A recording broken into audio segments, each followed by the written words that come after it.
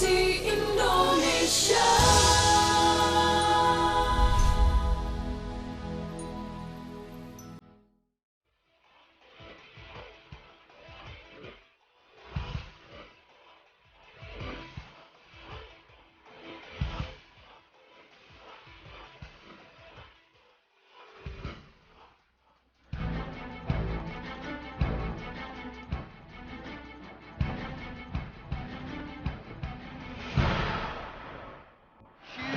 In this Champions League final, and you cannot take it away from Bayern. They deserved it.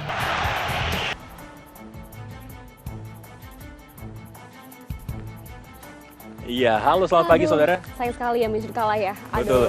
Nah, kita sapa dulu ya pemirsa yang ada di rumah. Halo selamat pagi saudara, apa kabar Anda pekan ini? Dan tayangan yang baru saja Anda saksikan adalah bagian dari drama yang terjadi di Pusball Arena, di mana pertandingan final Liga Champions berlangsung antara Chelsea melawan Bayern Munchen. Dan memang di luar dugaan kali ini Chelsea bisa menjadi juara karena memang sebelumnya belum pernah ya Andri ya. Betul, dan memang Munchen yang sebelumnya juga punya tradisi memiliki kemenangan di Liga Champions akhirnya juga harus tunduk dengan Chelsea dengan skor 4-3. 4-3 sempat deg-degan tadi ya karena memang sampai peluit panjang dibunyikan belum berubah nih skornya. Betul, dan kita harus juga sempat menyaksikan pertandingan ya. Sempat menyaksikan sebentar. Iya, dan tentu kita ucapkan selamat bagi para pendukung The Blues Chelsea dan tentunya kita harapkan bagi pendukung Bayern Munchen mungkin akan lebih beruntung di musim yang akan datang. Iya, dan memang hari ini selain kegembiraan dari para pendukung Chelsea nih, hari ini juga kegembiraan bagi Indonesia karena merayakan tanggal 20 Mei ini adalah kebangkitan nasional ya. Hari kebangkitan nasional. Iya. Dan tentu saja Kompas Pagi juga akan menghadirkan perbincangan yang tidak jauh dari tema kali ini, Iya. Hari Kebangkitan Nasional. 104 tahun Kebangkitan Nasional dengan nanti ada menghadirkan pengajar-pengajar muda nih di Indonesia Mengajar. Iya. Dan juga tentunya adik-adik kita yang bermain gamelan sangat lincah sekali dan kreatif. Itu kita pasti hadirkan. unik sekali ya, dan kita tentunya akan menantikan seperti apa selengkapnya, dan Anda tentu saja dapat menyaksikannya melalui Kompas Pagi. Dan Nanti juga ada rekan kita ya, Yan Rahman di studio yang akan menyampaikan informasi juga tentunya selain kami yang ada di sini dari Eco Park Taman Impian Jaya Ancol. Saya Gloria Oyong dan saya Teguh Parvinanda. Saudara, inilah Kompas Pagi selengkapnya.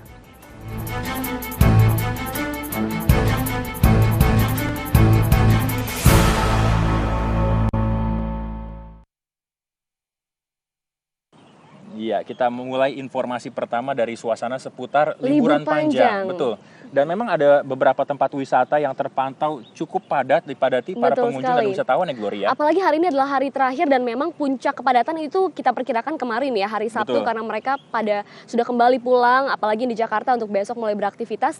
Ada di Pelabuhan Merak dan kemudian ada juga di Pantai Anyer, Banten. Dan terutama yang gak kalah adalah di Puncak Bogor, ramai sekali. Dan diperkirakan memang hari ini sudah akan kembali pulang, untuk itu kendaraan sangat banyak volumenya dan mulai padat nih. Nah, seperti apa informasinya? Ini dia.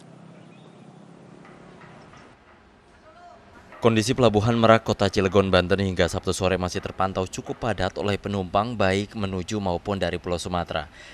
Namun kali ini Pelabuhan Merak lebih dipadati para penumpang yang membawa kendaraan pribadi. Meski berangsur menurun, penumpang pejalan kaki yang hendak membeli tiket masih terlihat di pintu masuk dermaga untuk naik ke kapal menuju Pulau Sumatera. Dari kawasan wisata Anyar, Cilegon, Banten, antrean kendaraan terjadi sejak Sabtu pagi. Antrean sepanjang 1 km terjadi karena sejumlah ruas jalan di daerah ini mengalami kerusakan cukup parah dan dalam perbaikan. Kemacetan terjadi di sejumlah titik ruas jalan, yakni di wilayah Krenceng, Cigading, hingga Ciwandan, Kota Cilegon. Sebagian besar kendaraan pribadi maupun kendaraan umum yang antre merupakan wisatawan yang akan menghabiskan kegiatan berlibur mereka di kawasan wisata Anyar. Para pengendara diharapkan tetap berhati-hati karena banyak jalan yang berlubang dan membahayakan. Sementara itu di wilayah Puncak Bogor, Jawa Barat, kemacetan juga terjadi di sepanjang Jalan Raya Puncak. Pihak Satlantas Kota Bogor memberlakukan sistem buka tutup jalur mulai dari pukul 9 pagi. Ratusan kendaraan mengantre mulai dari tempat wisata Gunung Mas hingga Cisarua. Namun arus lalu lintas sebaliknya, yaitu dari Jakarta menuju Puncak, terpantau lancar. Sistem buka tutup jalur ini diberlakukan setiap jam ketika arus kendaraan sudah sangat ramai. Tim Liputan, kontributor Kompas TV.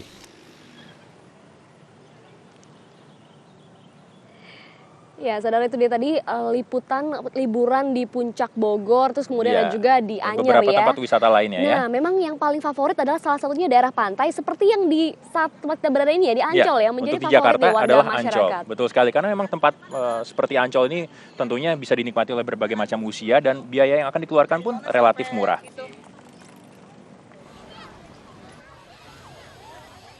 Wah, liburan akhir pekan 4 hari memang nggak boleh dilewatkan begitu saja. Suasana berbeda dari keseharian wajib dicicipi. Bersantai di pantai.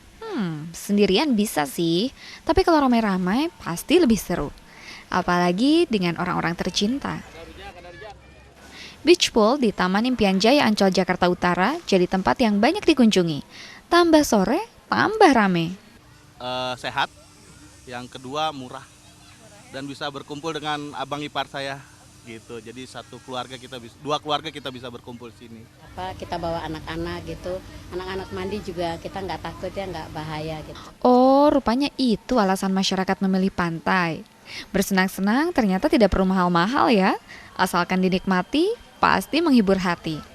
Akan tetapi jangan lupa jaga kebersihan supaya pantai indah kita tidak tercemar ya. Nandita Eriska, Heri Ardi, Kompas TV, Jakarta.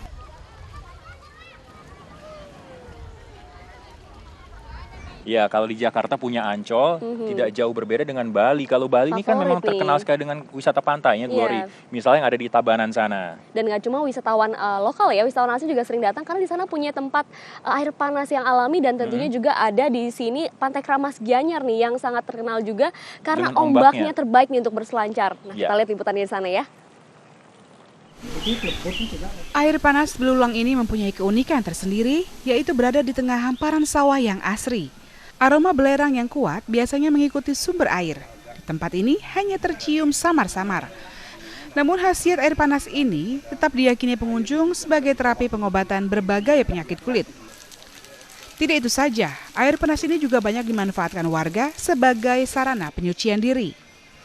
Sumber air panas muncul di tengah pelataran areal Pura Beji, Pura Luhur Batu Panes, dan kemudian dialirkan ke beberapa pancuran ke tempat air. Namun sayangnya, lokasi wisata air panas ini belum dikelola secara profesional. Sarana dan prasarana pendukung banyak yang belum maksimal. Untuk itu, pengelola berharap ada perhatian serius dari pemerintah Tabanan untuk mengembangkan objek wisata air panas belulang Bali ini. Lain lagi di Pantai Kramas Gianyar. Ombak terbaik untuk selancar di Pantai Kramas menjadi pilihan ratusan peselancar Japan Pro Surfing Association 2012.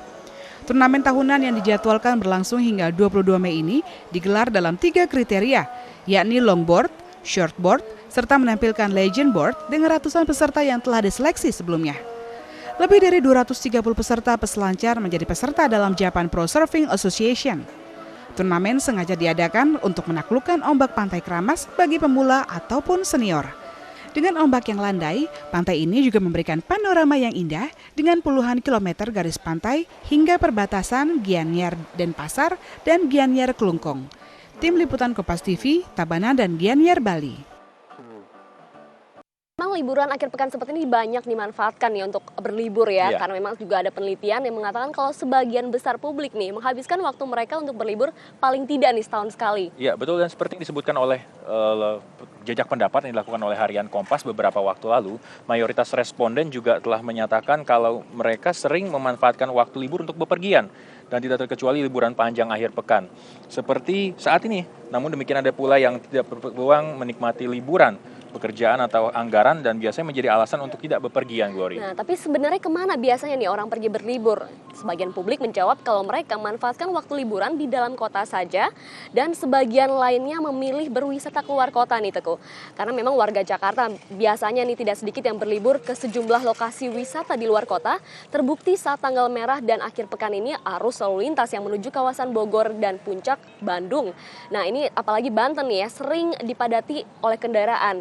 Tak hanya dalam negeri, tapi sejumlah negara di luar negeri juga sering menjadi tujuan wisata liburan. Iya. Nah, terus juga ada wisata alam yang masih menjadi objek wisata favorit saat liburan, pegunungan dan pantai atau laut. Nah, ini juga masih menjadi pilihan utama. Tak mengherankan akomodasi di tempat-tempat wisata ini sudah penuh dipesan jauh-jauh hari nih, bahkan sebelum liburan tiba. Dan beberapa objek wisata pun terbuka di dalam kota seperti kebun binatang, museum juga nih rame ya, dipilih sebagai tempat rekreasi. Iya, memang dan tempat-tempat yang yang lazim dikunjungi oleh para pengunjung iya, ya, yang terutama terakhir pada adalah musim-musim liburan betul, seperti kali tempat ini. belanja nih, tempat yang banyak menjual pernak-pernik dan juga makanan. Iya, Ini wisata mengisi- belanja. Iya. Itu dia tadi ya, saudara, ya, informasi kemana sih sebenarnya ya publik Iya. Jakarta nih yang sering libur. Dan memang masih terkait juga dengan suasana liburan panjang yang baru saja berakhir pada hari ini ya. Besok orang-orang sudah mulai bekerja lagi nih, Glory. Iya, udah mulai padat lagi, udah mulai stres lagi ya. Iya. Aduh, mudah-mudahan nggak macet. Nah, saudara, Kompas Pagi juga masih akan berlanjut dengan informasi pilihan lainnya. Nanti kita juga akan melemparkan ke Yan Rahman Yan ya, Rahman rekan yang kita ada di studio. Ya, halo, selamat pagi Yan. Ian. Selamat pagi, Glory, Teguh. Pagi ini juga saya gak mau kalah nih, akan Iya, membawakan silakan, sejumlah Min. informasi dari peristiwa politik Iya. maupun hukum. Setelah jeda berikut.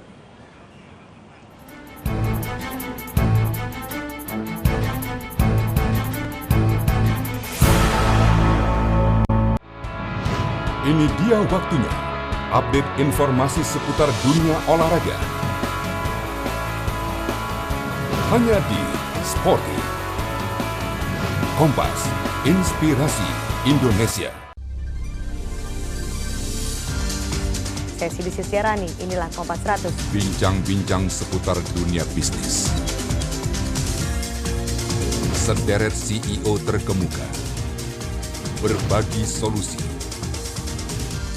Berbagi informasi. Dalam Kompas 100. Kompas, inspirasi Indonesia. Body Bone, bukan susu biasa. Body Bone, nutrisi kita untuk Body Bone, untuk jadi sang juara. Body Bone, Body Bone, let's see. Generasi juara, generasi Z.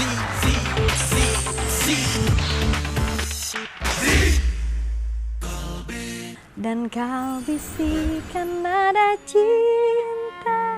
Akhirnya aku yang nyanyi, waktu itu umurku masih 10. Karena apalah gunanya kalau kamu hanya tahu berkesenian tapi kamu tidak ngerti keadaan bangsa dan negara. Bersentuhan laki-laki perempuan aja di keluarga aku tuh haram. Semua pakai jilbab, semua itu salam tuh nggak kena gitu. Sementara aku masuk ke dunia entertainment di mana istilahnya agama harus dilepas, tanda kutip ya. Di kamar itu ada kejadian yang lumayan sulit ya untuk aku, apalagi masih muda banget.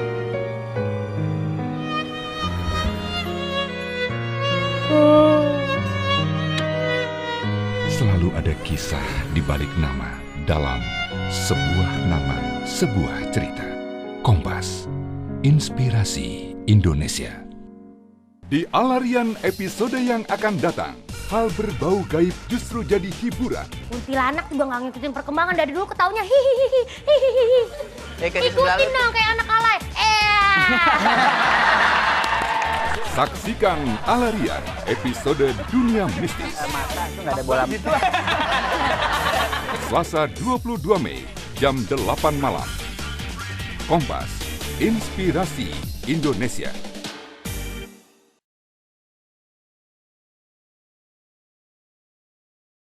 Sebelumnya sempet diem aja nggak?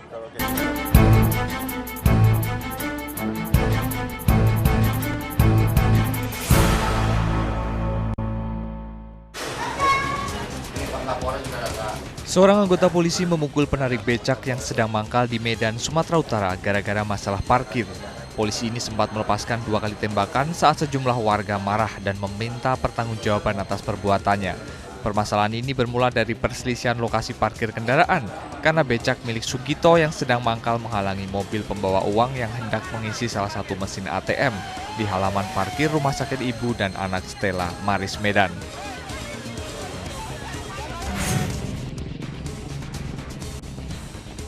Sebuah mobil truk pengangkut pasir terbalik dan masuk ke dalam jurang dam Bili-Bili di Parangloe, Kabupaten Goa, Sulawesi Selatan. Truk terbalik akibat remblong, sehingga sopir bernama Daeng Ropu hilang kendali. Akibat kecelakaan ini, Daeng Ropu menderita luka ringan. Kecelakaan ini mengakibatkan arus lalu lintas macet sepanjang 2 km. Diduga hasil hubungan gelap, bayi tak berdosa dibuang di pos hutan Baluran, Situbondo, Jawa Timur. Saat ditemukan, bayi malang ini dibungkus kain. Bayi yang baru saja dilahirkan ini kemudian dibawa ke puskesmas tempat untuk mendapatkan perawatan medis. Hingga kini belum diketahui siapa orang tua yang tega membuang bayi perempuan ini. Kasus ini sudah ditangani aparat kepolisian setempat.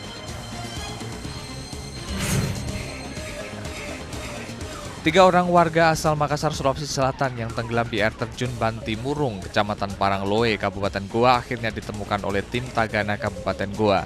Ketiga korban bernama Pali Ghazali, Nur Jihad, dan Sherly Korilana. Saksi mata menyebutkan peristiwa ini terjadi saat ketiga korban berlibur di Pemandian Banti Murung, Parangloe, Goa. Saat berfoto, ketiganya terjatuh ke dalam air dan terbawa arus sejauh 3 km.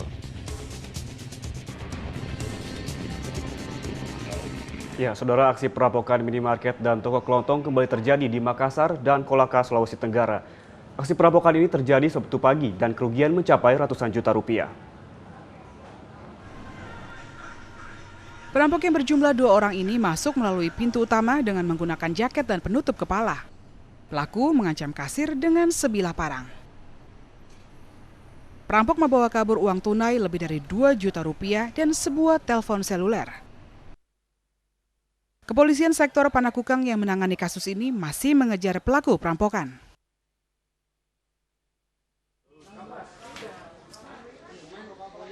Di Kolaka, Sulawesi Tenggara, kawanan perampok menggasak uang tunai senilai 40 juta dan puluhan kardus rokok. Perampok mencungkil pintu besi serta gudang rokok. Sementara pemilik toko sama sekali tidak mendengar aksi kawanan penjahat ini. Pemilik baru sadar bahwa tokonya dibobol pada pagi harinya setelah melihat laci dan barang dagangannya sudah dalam kondisi berantakan. Kini polisi masih mendalami aksi perampokan. Kerugian diperkirakan mencapai ratusan juta rupiah. Tim Liputan Kompas TV, Makassar dan Kolaka, Sulawesi Tenggara. Ya, saudara, aksi perampokan bersenjata di minimarket kini kerap kali terjadi. Ada beberapa perampokan yang terjadi pada awal tahun 2012 dan berikut informasinya. Kepolisian mencatat hanya dalam kuartal pertama 2012 sejumlah minimarket di kawasan padat penduduk seperti Jakarta dan Tangerang menjadi sasaran aksi perampokan ini. Salah satunya adalah yang terjadi di Bekasi Timur pada tanggal 4 Januari lalu.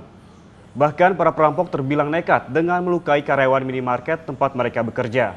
Seperti pada kasus di tanggal 9 Januari di Cibitung, Bekasi. Dan kini pada bulan Mei saja sudah terjadi sekitar 4 perampokan minimarket.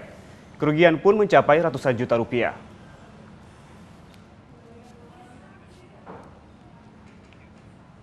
Saudara, 80 aparat kepolisian Polres Donggala diterjunkan untuk mengamankan perbatasan 2 desa pasca bentrokan antar 2 desa di Kabupaten Sigi, Sulawesi Tengah. Selain menjaga perbatasan, mereka juga bertugas mencegah bentrokan susulan. Kondisi terkini di 2 desa yang terlibat bentrokan di Donggala mulai berangsur normal. Aparat kepolisian juga masih berjaga-jaga untuk menghindari kemungkinan terjadi bentrokan susulan. Bentrokan antar warga desa Karawana dan warga desa Solupe Patua yang menyebabkan 3 warga terluka terjadi hanya karena kesalahpahaman kedua warga desa. Untung lihat eskalasi petikan ini, tapi insya Allah situasi ini sudah agak kondusif. Kedepannya hanya polsek yang di pengamanan di sini. Pasca bentrokan warga sejak 2 pekan lalu, suasana di Kecamatan Duboga, Kabupaten Bolang, Mongondo, Sulawesi Utara pada Sabtu malam ini kembali mencekam. Perselisihan antar warga 2 desa kembali terjadi. Warga desa Tonom dan desa Ibolian kembali terlibat bentrokan antar kampung. Pertikaian ini diduga akibat sejumlah pemuda melintas di desa tetangganya dalam kondisi mabuk dan berteriak-teriak. Ratusan anggota Brimob Polda Sulawesi Utara yang masih bersiaga di perbatasan Dumoga membubarkan warga 2 kampung yang bertikai. Polisi memberi tembakan peringatan ke udara untuk membubarkan massa. Kini kondisi di perbatasan Dumoga berlangsung normal. Namun aparat keamanan masih berjaga-jaga di sekitar lokasi kejadian. Ya, saudara, tim identifikasi Rusia memberikan bantuan berupa paket regen atau reaksi kimia yang akan digunakan dalam proses identifikasi korban pesawat Sukhoi Superjet 100. 5 paket regen senilai $700.000 Amerika Serikat atau sekitar 6,3 miliar rupiah ini tiba di Bandara Halim Perdana Kusuma, Jakarta pada Sabtu siang. Paket ini dibawa langsung oleh tim identifikasi Rusia yang dipimpin ahli forensik Rusia Andrei Kovalev. Reagen adalah bahan cairan yang dapat menimbulkan reaksi kimia yang digunakan dalam sebuah penelitian atau percobaan. Dalam identifikasi ini, reagen digunakan agar DNA tidak rusak. Selanjutnya, 5 paket reagen ini akan dibawa ke Rumah Sakit Polri Sukanto untuk membantu tim DVI Mabes Polri dalam melakukan identifikasi. Ya, Saudara, pasca pemberhentian pencarian korban oleh Basarnas, tim identifikasi korban bencana atau DVI masih terus bekerja untuk mengidentifikasi seluruh kantong jenazah di Rumah Sakit Polri Kramat Jati. Dan hingga saat ini jumlah korban yang teridentifikasi masih 15 jenazah. Rumah Sakit Polri Kramat Jati Sabtu pagi ini masih terus mencocokkan data postmortem dengan data antemortem yang diserahkan keluarga para korban Joy Flight Sukhoi Superjet 100. Keluarga para korban juga terlihat mendatangi posko DVI di Rumah Sakit Polri Kramat Jati. Para keluarga berharap proses identifikasi cepat selesai agar para keluarga dapat segera memakamkan jenazah. Ya, atas inisiatif sendiri karena kemarin kita sudah diundang. Jadi sekarang ini hanya untuk dari pihak keluarga untuk memastikan aja. Untuk kalau kapan kelanjutan sudah daripada berita kan sudah evakuasi sudah ditutup. Hanya untuk menanyakan kelanjutan berapa lama lagi prosesnya, itu aja. Proses identifikasi masih membutuhkan waktu hingga sepekan ke depan karena pihak DVI masih akan melengkapi data antemortem. Jadi sampai saat ini kan kemarin sudah saya sampaikan bahwa semua yang kami terima itu sudah diperiksa dan dideskripsikan. Kemarin itu dari hasil pendeskripsian sudah kita cocokkan yang antemortem dengan yang postmortem yang hasil kita periksa. Itu ada 15 yang cocok berdasarkan gizi, medical, kemudian dari DNA, ya itu ada yang cocok 15. Sementara itu sampai Sabtu kemarin jumlah korban yang teridentifikasi belum bertambah. 15 jenazah telah teridentifikasi yang terdiri dari 13 warga negara Indonesia dan 2 warga negara asing. Radika Kurniawan, Kompas TV, Jakarta. Ya, Saudara, sebuah truk tronton menabrak rumah di Jalan Raya Sukaraja, Sukalarang, Sukabumi, Jawa Barat Sabtu pagi. 2 orang tewas dan 3 lainnya mengalami luka-luka. Diduga sopir tak mampu mengendalikan kemudi akibat remblong. Seorang nenek berumur 84 tahun serta cucunya berusia 9 tahun yang berada di dalam rumah tewas dalam perjalanan ke rumah sakit. Sedangkan sopir dan kernet truk mengalami luka-luka. Kecelakaan tunggal berawal saat sebuah truk yang dikemudikan Endang meluncur dari arah Padalarang, Bandung menuju Sukabumi. Diduga karena panik, Endang langsung membanting setir sehingga menghantam 2 rumah. Hingga kini sopir dan kernet truk masih menjalani pemeriksaan pihak kepolisian setempat. Saudara, Pilkada DKI Jakarta tinggal 2 bulan lagi, tetapi dugaan kecurangan sudah terjadi. Sebelum KPUD mengetuk palu atas penetapan daftar pemilihan tetap, data pemilih fiktif sudah beredar. Bahkan jumlahnya mencapai 1,4 juta orang.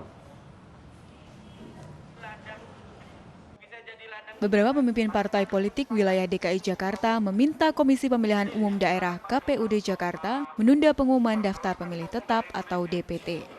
Adanya permainan daftar pemilih fiktif pada daftar pemilih sementara ditengarai berpotensi menguntungkan pihak tertentu. Apabila ini dibiarkan, ini menjadi lahan untuk orang nakal. Nah, yang paling mungkin bisa nakal siapa? Yang punya hubungan kan? Itu aja kira-kira gitu. Siapa lagi yang punya akses untuk itu? Tapi sekali lagi saya tidak menuduh. Tapi pasti ada dugaan ke arah itu. Apakah kami yang penantang yang katanya berasal dari kampung bisa ngurusin DPS, bisa ngurusin DPT, bisa intervensi? Nggak bisa kan? Jumlah pemilih dalam daftar pemilih sementara mencapai 7 juta orang. Sementara jumlah warga Jakarta yang terdata dalam KTP elektronik atau IKTP hanya 5,6 juta orang. Ada selisih sekitar 1,4 juta orang pemilih. Inilah yang memicu aksi protes di depan kantor KPUD Jakarta kemarin. Kisruh daftar pemilih fiktif akhirnya membuat pengumuman daftar pemilih tetap molor dari jadwal semula, yaitu Jumat kemarin. Proses pengawasan dan partisipasi untuk melakukan pengawasan itu sangat penting. Karena apa? Data pemilih ini kan sangat sensitif. Ini terkait siapa yang akan mendukung saya dan siapa yang tidak gitu kan. Karena itu peran partisipasi itu yang paling penting untuk mengawal itu. Panwas jelas, masyarakat sipil juga jelas, dan yang paling penting kandidat juga harus memastikan, semua kandidat. Kini KPUD memikul tanggung jawab besar, bukan hanya untuk memperbaiki daftar pemilih sementara, melainkan juga harus mengembalikan kepercayaan warga Jakarta agar tidak bersikap apatis dalam Pilkada Juli mendatang. Tim Liputan Kompas TV Jakarta. Ya, Saudara, pengumuman daftar pemilih tetap bagi pemilih kepala daerah DKI Jakarta ditunda untuk dilakukan pengecekan ulang. Dugaan adanya penggelembungan daftar pemilih menjadi sebab penundaan. Ada 7,5 juta pemilih potensial yang tersebar di 15.000 lokasi. Dugaan kecurangan dalam pilkada berpotensi menciptakan apatisme pemilih seperti tingginya angka golput. Hal ini pernah terjadi pada pilkada 5 tahun silam. Indikasi adanya data pemilih fiktif terlihat dari selisih daftar pemilih potensial yang jauh berbeda dengan pemilih real yang terdaftar dalam IKTP. Jumlahnya pun tidak dapat dianggap enteng, mencapai 1,4 juta pemilih atau sekitar 20% dari jumlah pemilih. Kecurangan lain yang membayangi pelaksanaan Pilkada DKI Jakarta ini yaitu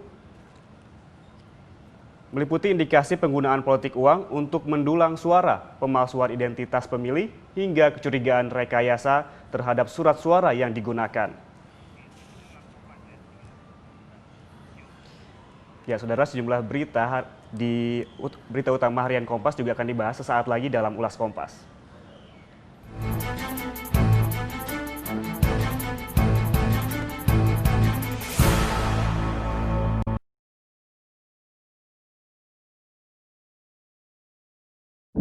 Waspada, pemicu radikal bebas ada di mana-mana. Masuk ke dalam tubuh, mengikat lemak jahat, menyumbat pembuluh darah, dan tingkatkan risiko jantung koroner. Kini hadir Entrasol, susu tinggi antioksidan dengan profit formula. Bantu cegah risiko jantung koroner dari sekarang. Entrasol, susu tinggi antioksidan. Klik Arbain Rambe.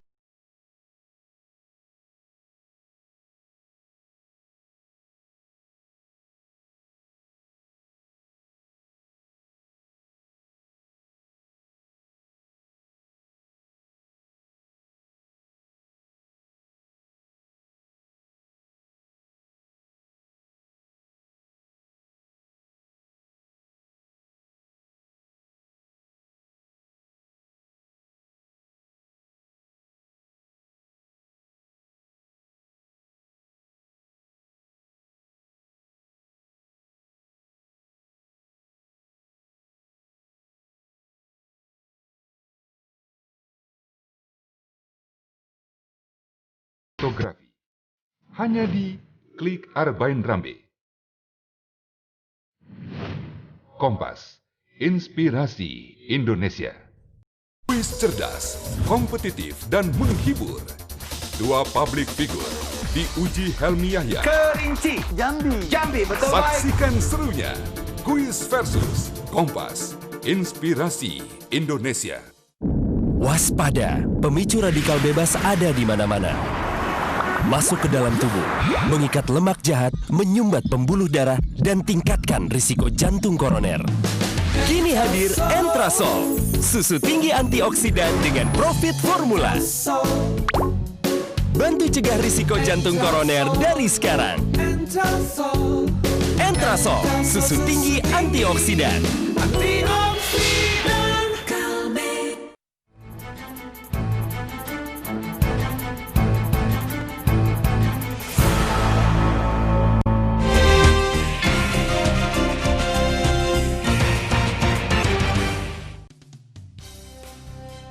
Halaman muka harian Kompas edisi Minggu 20 Mei 2012 mengangkat tema membeli rasa aman dalam lindungan kamera pengintai. Sejauh ini teknologi memang dibutuhkan untuk mengatasi berbagai persoalan manusia. Teknologi closed circuit television atau CCTV hadir sebagai teknologi dalam upaya melakukan pengintaian. Pengintaian jenis ini sebelumnya banyak digunakan oleh perusahaan atau perkantoran. Namun kini kebutuhan CCTV memasuki ruang-ruang privat seperti bilik-bilik dalam rumah sebagai perangkat untuk memberi rasa aman. Kemajuan teknologi melahirkan dimensi baru kebutuhan orang akan rasa aman. Semakin banyak orang menggantungkan pemenuhan rasa aman pada teknologi canggih berdampak pada membanjirnya penjualan CCTV. Dari ekspedisi Puncak Everest, sang saka merah putih kembali berkibar di Dewi Langit. Untuk ketiga kalinya, pendaki Indonesia menjejaki Puncak Everest dan mengibarkan bendera merah putih di puncak tertinggi di dunia. Dua pendaki anggota Perhimpunan Pendaki Gunung yang tergabung dalam tim Indonesia Seven Summit Expedition, Iwan Irawan dan Nur Huda, Sabtu kemarin untuk pertama kalinya bagi pendaki Indonesia menjejaki Puncak Everest melalui jalur pendakian utara dari wilayah Tibet, China. Harian Kompas juga menyoroti kesepakatan G8 mendorong pertumbuhan stabilitas dalam menangani krisis zona euro. Krisis zona euro ini menjadi tema sentral pembacaan dalam KTT G8 yang berlangsung di Camp David, Maryland, Sabtu.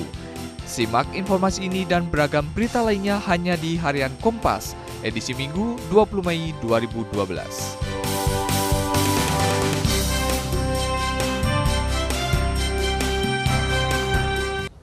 Ya, Saudara, halaman muka Harian Kompas edisi Minggu 20 Mei 2012 kali ini akan kami bahas bersama Putu Fajar Archana atau yang biasa dipanggil Mas Chan selaku editor Kompas Minggu ya Mas Chan. Nah, kali ini ada yang menarik yaitu judulnya sendiri Di Balik Lindungan Kamera Pengintai. Nah, ini sebenarnya mengenai apa Mas Chan?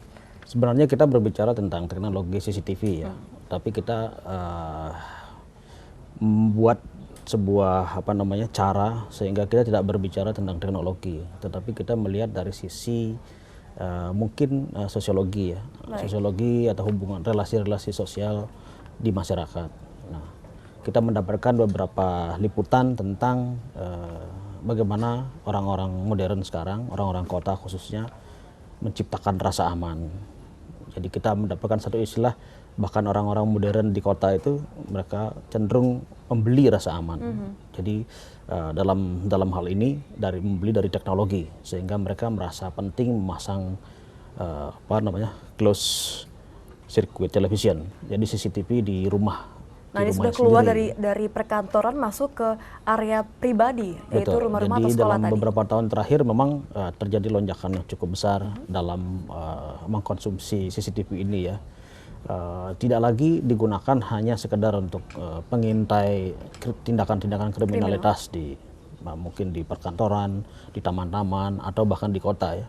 Nah, sekarang belakangan ini CCTV itu digunakan ke ruang-ruang privat. Jadi dia memasuki ruang-ruang di rumah tangga dan sekolah bahkan gitu. Nah, orang ingin menciptakan rasa aman ketika dia harus bekerja meninggalkan rumah seharian, sementara anaknya sendiri di rumah mungkin tanpa pembantu, mungkin tanpa babysitter, sehingga dia harus setiap saat merasa perlu memantau kondisi keadaan di rumahnya lewat teknologi CCTV itu. Yang terhubung dengan telepon selular ya? Dengan selular pun bisa, dengan program streaming mereka bisa memantau seluruh keadaan di rumah mereka, bisa lewat mungkin komputer di kantornya, sehingga rasa aman itu kemudian tercipta di dalam batin mereka selama mereka bekerja ya. Nah, tapi kalau berkaitan ini Mas Chan dengan kultur kita yang biasanya memang kekeluargaan, kemudian hubungan baik dengan tetangga. Nah, ini apakah rasa kepercayaan tersebut menjadi memudar? Nah, disitulah kemudian soalnya Mbak Nitya ya. Di satu sisi teknologi memang memecahkan problem hidup manusia modern di satu sisi, tetapi di sisi lain dia mengandung sesuatu yang paradoksal ya.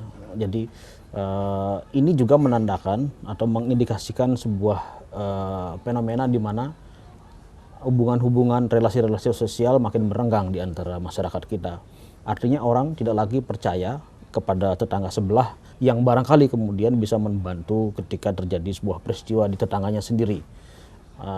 Orang lebih menumpukan bantuan itu justru kepada teknologi yang mereka harus beli. Itu satu. Kedua, mereka bahkan mungkin ya, ini tafsir kita, jangan-jangan tidak lagi percaya kepada negara sebagai pemberi dari rasa aman itu. Sehingga mereka menciptakan rasa amannya sendiri, memilih dengan caranya dan membeli tadi itu, teknologi CCTV itu.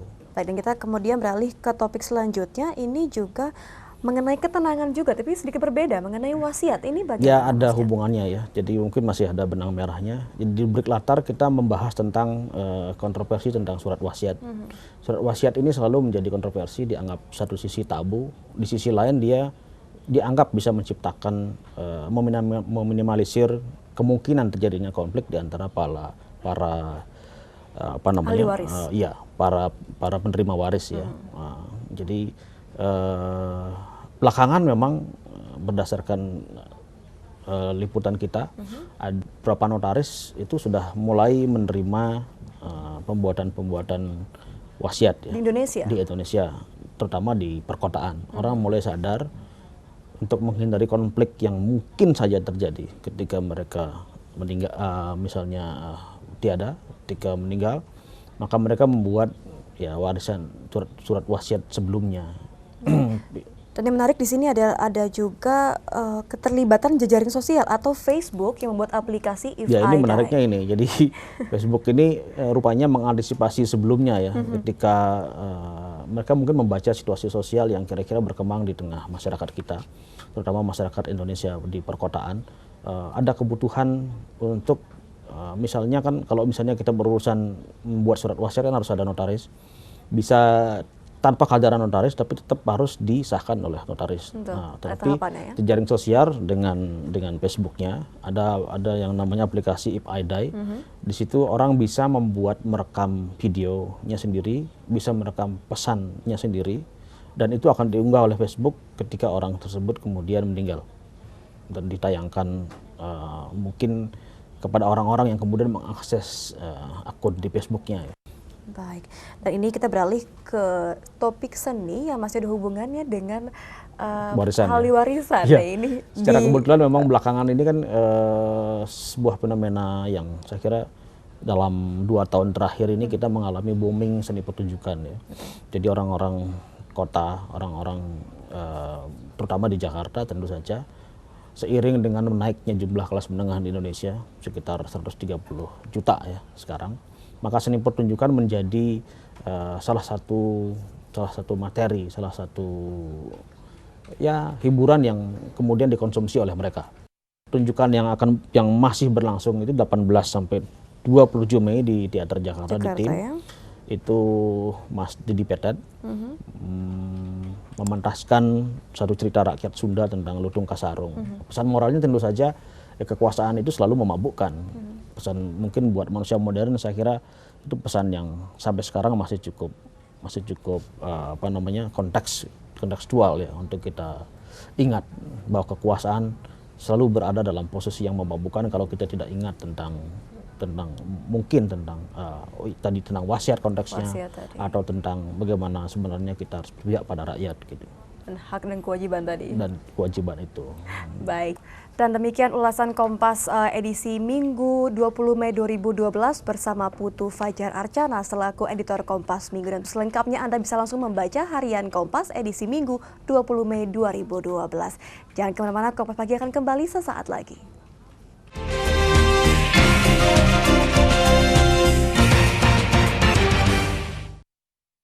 Ya, saudara, itu tadi sejumlah informasi utama pada harian Kompas edisi 20 Mei 2012. Dan Kompas Pagi akan dilanjutkan bersama Glory dan Teguh di Ekopark Ancol, Jakarta Utara. Silahkan Glory, Teguh. Iya, terima kasih Yan Rahman. Tadi sudah melihat ulasan Kompas dan sekarang saya dan Teguh sudah bersama dengan adik-adik nih yang sudah siap untuk memainkan gamelan ya Teguh? Sudah siap dengan perlengkapannya, gamelan. Tapi nanti kita akan hadirkan permainan selengkapnya atau perbincangan selengkapnya seusai jeda pariwara berikut ini ya Gloria. Iya, untuk itu saudara tetaplah bersama kami di Kompas Pagi, kami akan segera kembali.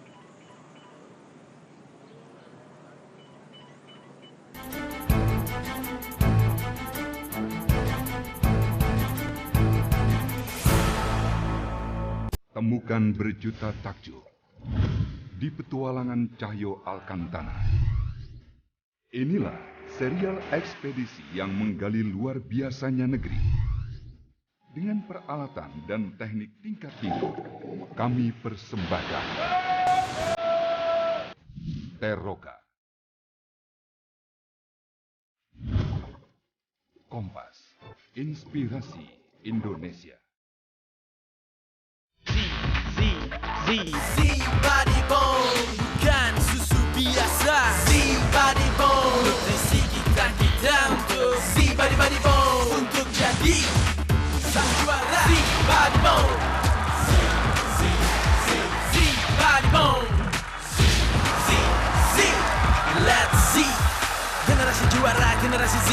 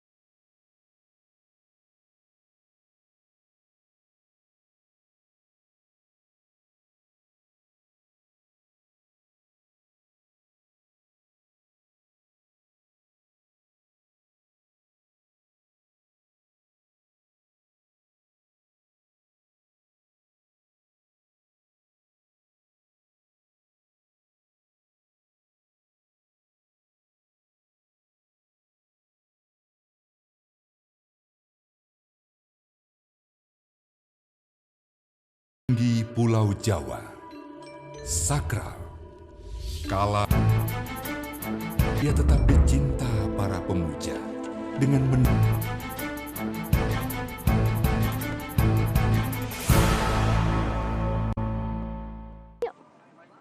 Play.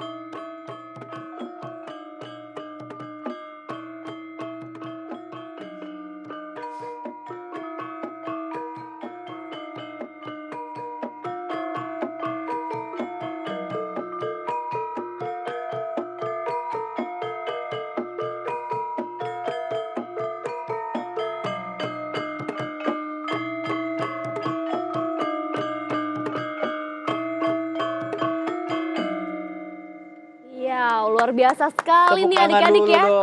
Wah. Luar biasa. Permainannya hebat. Saya sempat lupa kalau kita lagi ada di Eco Park kawasan Ancol loh. Iya ya, serasa jadi berbeda nih. Iya. Dan belum lagi kita kagum karena ini yang mainkan bukannya orang dewasa tapi juga adik-adik yang masih usia sekolah dasar nih. Betul. Ternyata anak-anak pun juga punya kepedulian yang cukup tinggi ya terhadap kebudayaan asli Indonesia. Iya, nah kita mau berkenalan ya lebih lanjut ke mereka ya. Kita akan berbincang-bincang lebih lanjut, nanti sudah ada siapa nih yang akan kita ajak ngomong, Glory? Nah, ada Restu di sebelah kanan ya? saya ya. Yuk Restu, kita sama-sama. Satu lagi siapa? Sana dulu ya. Ada Noni ya, Sing yang ikut kita. tadi nyanyi. Noni boleh ikut sini. Kita ngobrol-ngobrol. Nah, satu lagi kita juga akan panggilkan pelatih dari adik-adik kita yang ada di sini, Pak Teguh. Pak Teguh ya, untuk segera mari, bergabung. Pak, gabung dulu kita di sini. Kita mau ngobrol-ngobrol. Glory di sini, saya di sini. Oke, kita semua udah duduk. Kita mau ngobrol-ngobrol. Sekarang saya mau tanya dulu sama Pak Teguh. Pak Teguh, ini sebetulnya bukan sesuatu yang biasa ya. Anak-anak seumur mereka ini mempelajari atau bermain gamelan. Gimana sih Pak ceritanya bisa sampai anak-anak SD ini bermain gamelan? Luar biasa sekali ya, Mas. Pada awalnya juga saya juga nggak yakin dengan mereka. Iya. Ya. Tapi karena di sekolah kami sedikit lengkap ya dengan alat musik seperti itu dan saya coba kenalkan dengan mereka. Ternyata luar biasa. Mereka semuanya suka. Sejak kapan sih Pak? Sejak sekitar tahun 2004-2005. Jadi ini masuk dari ekstrakurikuler dari sekolah Bapak gitu ya? Dulu Citra Indonesia. kita masih ekstrakurikuler yang pilihan, tapi sekarang kita berikan ke mereka wajib sebenarnya. Untuk sebagai tujuan melestarikan budaya tentunya Pertama, ya Pak ya? sebagai pelestarian, kemudian juga mungkin dari, kalau gamelan itu kan tim ya bentuknya. Kekompakan begitu ya? Untuk kerjasama juga ada di situ ya. Betul, dari keseniannya lebih-lebih ya. Iya. Nah, ini ada dua adik kita, Noni Ini diem-diem dan nih semuanya nih. Iya, Restu. Kita coba tanya, Noni tadi kakak di sana nyanyi ya. Itu ceritain dong, itu namanya apa sih? Ngapain? Tadi kamu nyanyi itu namanya apa? Ya aku jadi sinden kalau di situ. Nah terus aku tadi bawain lagunya namanya Gambang Suling. Gambang Suling. Noni kelas berapa sekarang? Kelas 5. Kelas 5 SD.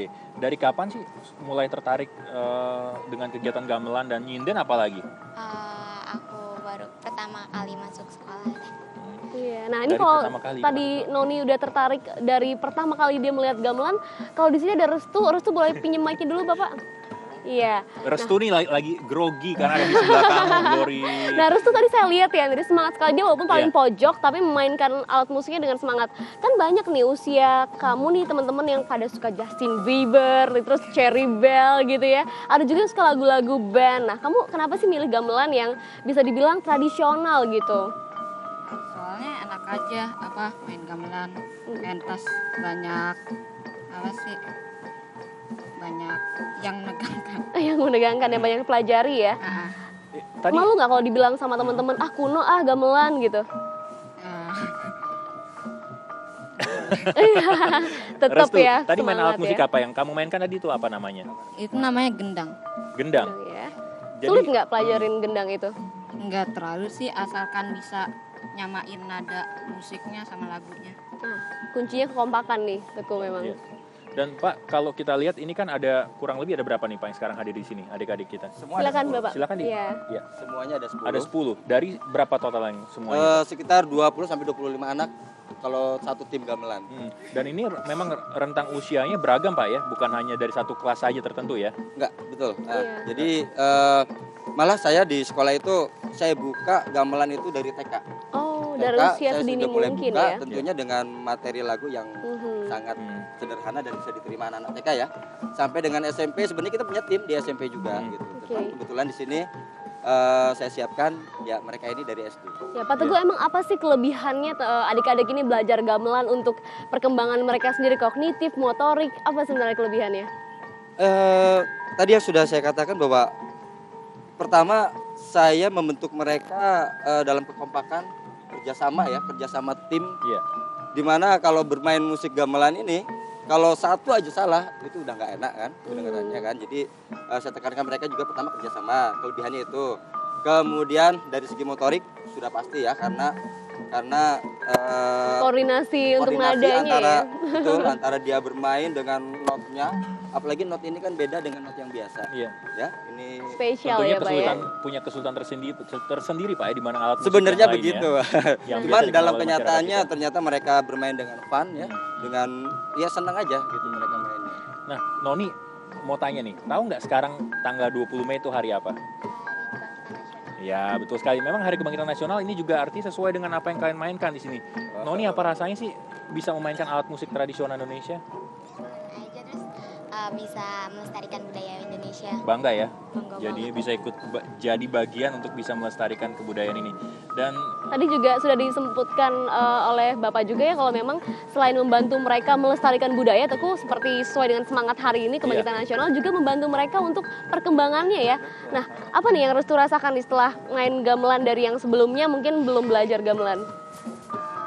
Enak. membantu ini nggak? Misalnya kamu lagi belajar gitu, membantu kamu jadi lebih cepat nangkap pelajaran atau jadi lebih semangat karena kamu bermain gamelan atau bagaimana? Lebih semangat. Lebih semangat ya. Restu agak-agak irit kalau ngejawab dibanding Noni ya. Kalau Noni agak panjang lebar, tapi kalau Restu mungkin karena kamu apa nanti kita tukeran tempat?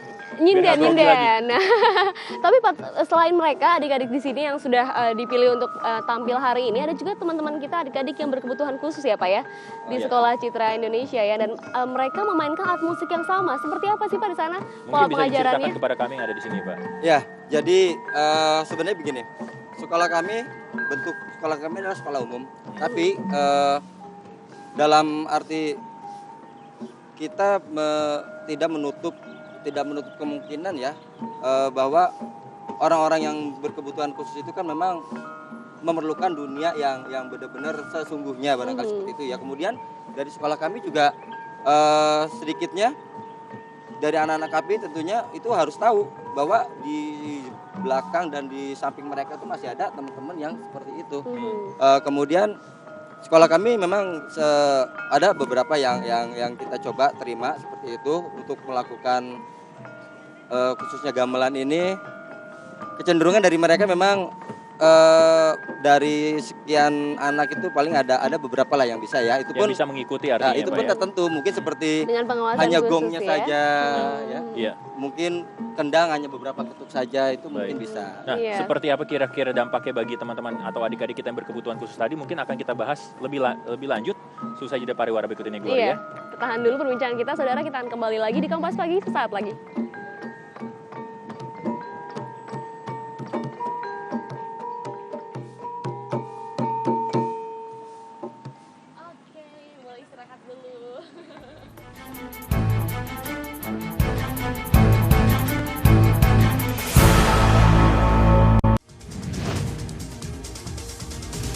Bincang-bincang seputar dunia bisnis dalam Kompas 100.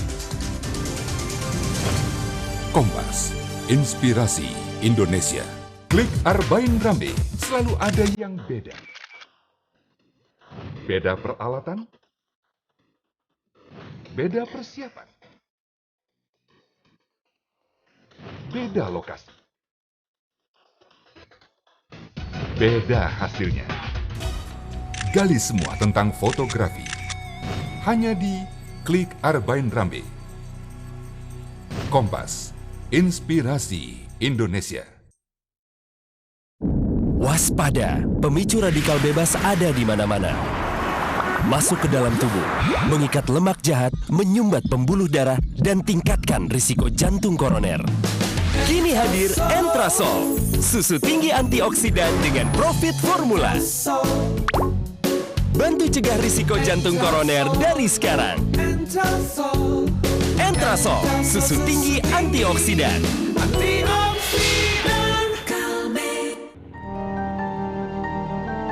Temukan berjuta takjub di petualangan Cahyo Alkantara.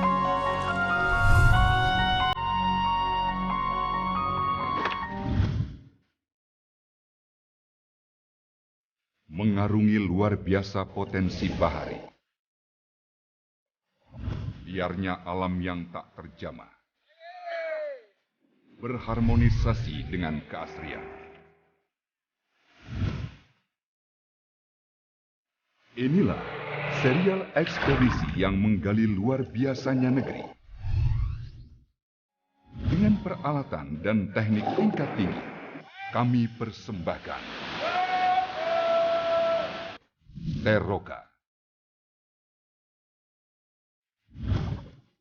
Kompas, inspirasi Indonesia.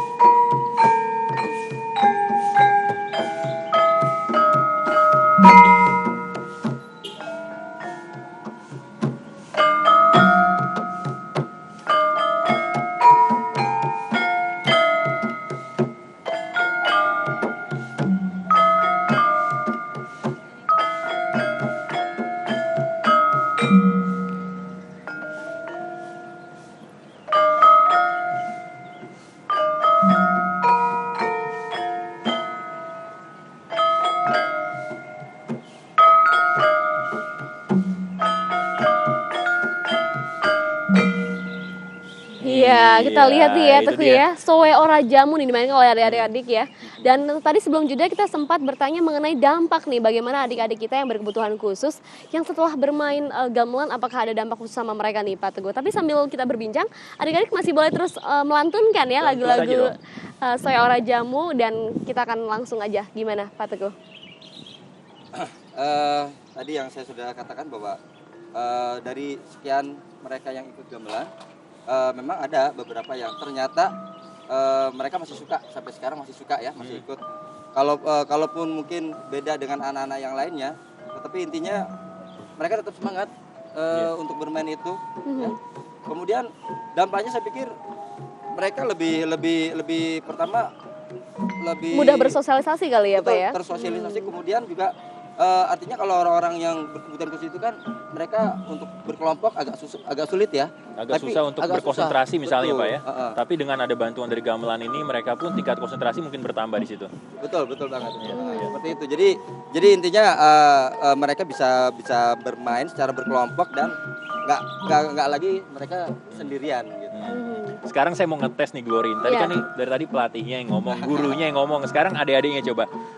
Noni pasti udah akrab sekali sama alat-alat yang ada di sana. Boleh nggak diceritain satu-satu? Ini namanya apa? Nanti bergantian sama Restu ya. Iya. Coba Noni dulu deh. Dibagi dua ya. Noni dulu.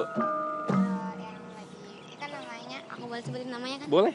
Yang situ Hani, karena Ini Hani. Hani yang paling main alat pinggir musik ya. apa ini? Tapi alatnya agak kecil nih. Apa nih namanya? Harun juga sama. Sama juga. Sama ya. Terus kalau di sebelahnya? Sama juga. Namanya Kanabila, kalau yang di belakangnya itu ke Maraya dan sindennya itu namanya Ora. Apa bedanya? Noni bisa jelasin nggak? Apa Ini bedanya? kan kelihatan yang satu besar, yang satu lebih beda kecil. ya? Bunyinya beda. Jadi yang lebih kedengeran suaranya yang ini atau gimana? Bernada lebih tinggi, yang lebih kecil ya. Nah tadi Teguh kita lihat di belakangnya ada kita juga ada yang mainkan alat yang lumayan besar nih. Itu bagian Restu jelasin. Restu nih bisa Restu bantu dong, kita. coba. Boleh kita pinjam mic-nya? Nah Restu, apa sih yang alat di belakang sana tuh yang lebih besar? Itu namanya kenong.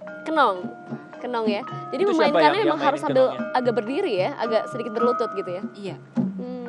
Itu Kenalin seperti dong sekalian temennya siapa tadi? Itu yang make tadi Kiara. Kiara ya, Kiara. untuk menghasilkan bunyi-bunyi yang lebih berat ya nadanya ya. Kalau yang paling belakang? Nah di tempat kamu tadi tuh, yang di tempat kamu tadi sampingnya genderang? Sampingnya gendang itu sama aja.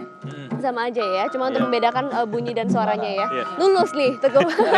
Jangan lupa nih satu tadi saya sempat di sebelah dia. Oh iya, ada kita yang pegang gong ya. Gong. Di Ini sini namanya tuh- siapa? Yang itu namanya Sakti. Sakti harus sabar loh Teguh ya, karena harus menunggu waktu yang tepat Ada ini untuk waktu-waktu membunyikan tertentu untuk gongnya. mukul gongnya nanti. Iya, Dan nah gimana nih cita-citanya adik-adik, ada nggak sih yang ingin menjadi sinden atau juga pemain gamelan sampai arti dewasa meneruskan nanti? Restu gimana? Saya pengen jadi pemain gendang. Main gendang ya, wah ini luar biasa. Di semangat Hari Kebangkitan Nasional ini masih ada dari kita yang Artinya masih mendukung terus. nih tradisional Indonesia. Kalau Noni gimana? Rencana ke depannya sih belum ada. Belum ada. Yang pasti pengen main aja dulu sekarang, tapi nanti kalau ke depan belum tahu seperti apa ya. Iya. Prestasi apa sih Pak yang pernah mereka raih Pak sebagai grup satu-satuan ini? Prestasi yang kami raih, yang mereka raih ya anak-anak khususnya itu sebenarnya banyak sertifikat yang sudah mereka dapatkan ya. Iya. Dari beberapa tampilan yang sering kita lakukan dari semenjak tahun 2006 ke sini kita sudah banyak tampilan. Mungkin yang mereka dapat ya sertifikat dan pengakuan dari mereka-mereka. Berarti mereka sudah banyak pengalaman dan tentunya sudah tidak canggung lagi ya untuk manggung ini adik-adik ya. Tapi masalahnya gini, kita kan per tiap tahun itu kan ganti kelas ya. Iya. Jadi tetap kami yang namanya guru ya Harus membina terus begitu ya Pak membina ya? terus menerus dan Oke, ganti-ganti orang gitu. Iya. Betul. Baik, terima kasih Pak Teguh, terima kasih Noni dan juga Restu ya yang sudah berbincang dan berbagi dengan kita mengenai alat musik gamelan ini ya Teguh. Tapi Iya. sebelum kita Kita akan melanjutkan mendengarkan lagi ke informasi juga dari teman kita yang ada di Semarang, Jawa Tengah. Di sana sudah ada Arizona Iya, Gali sudah ada ya. Arizona Gali dan akan menyampaikan informasi seputar ada peternakan lele yang harus Merugi menurun ya, merugi karena memang harga pakan di sana cukup mahal dan kita segera sapa Arizona Gali, silakan informasi silakan. selengkapnya. Harga pakan ikan di Kabupaten Kendal mengalami kenaikan. Untuk mengurangi kerugian, peternak akhirnya menaikkan harga ikan lele. Sukirman, peternak ikan lele di Desa Tambak Sari, Kecamatan Rawasari, Kabupaten Kendal, mengeluhkan kenaikan harga pakan ikan yang terjadi dalam 2 pekan terakhir ini. Harga pakan ikan lele naik dari Rp5.000 menjadi Rp7.500 per kemasan. Untuk mengurangi kerugian, dia terpaksa menaikkan harga ikan lele Rp500 hingga Rp1.000 per kilogram. Sukirman berharap agar harga pakan ikan segera turun. Kerugian yang dialaminya diprediksi akan semakin besar karena puluhan ribu ekor ikan lele di tambaknya saat ini dalam proses pertumbuhan dan membutuhkan pakan dalam jumlah besar. Otomatis itu bakul-bakul lele itu kalau pakan naik itu otomatis naik. Jadi petani kan pada menanyakan harga, pakan naik. Gimana harga lele naik? Sementara itu kenaikan harga pakan ikan juga berimbas pada bisnis penjualan pakan ternak. Jika harga belum turun juga, maka pedagang pakan akan mengurangi pasokan pakan ikan. Sapawi, Kompas, Kendal, Jawa Tengah. Demikian informasi yang bisa kami sampaikan dari Semarang, Jawa Tengah, dan kini kita kembali ke studio Kompas, Jakarta. Ya, terima kasih Arizona Gali, dan kali ini kita masih dari Eco Park ya, bersama dengan teman-teman yang bermain gamelan. Nah, ini ada sedikit pesan penting yang harus disampaikan oleh adik-adik kita ya, di penghujung dialog ini. Adik-adik ini punya pesan apa sih untuk teman-teman yang ada di sana untuk bisa mengikuti main gamelan misalnya? Restu coba. Silakan. Restu. Teman-teman, mari kita lestarikan budaya Indonesia melalui musik. Wah, sekali yang ngomong pesannya dalam, Glory. Coba kita dengar kalau Noni apa pesannya? Sebenarnya sih kalau menurut aku ya, jangan malu untuk melestarikan budaya bangsa Indonesia. Jangan malu juga dilecehkan, bukan maksudnya dianggap remeh begitu ya sama orang-orang. Kita kan juga bisa melestarikan budaya, bukan hanya orang sini. Orang keren juga loh gitu Noni ya, nggak kuno ya. Hebat Noni ya. Harus kasih tepuk tangan itu harus dulu didengar nih. tuh. Nah, terakhir pelatihnya ya, Pak Teguh nih, apa nih harapannya untuk adik-adik kita? Harapan saya untuk tentunya mungkin semuanya soal Indonesia lah, bahwa negara kita tuh kaya akan tradisi. Betul. Salah satunya gamelan. Iya. Dan ini saya hanya berpesan pada artinya anak-anak didik yang lain ya, anak-anak pelajar yang lain, bahwa kita masih punya alat musik tradisional yang harus kita lestarikan. Jangan sampai seperti kejadian-kejadian yang lalu punah dan hilang. Anak cucu kita tidak bisa melihat lagi. Baik, terima kasih Pak Teguh, terima kasih adik-adik semuanya ya. Terima kasih juga yang sudah bermain dari tadi. Iya. Dan saudara, Kompas Pagi masih akan berlanjut seusai jeda pariwara berikut ini. Tetaplah bersama kami di Kompas Pagi.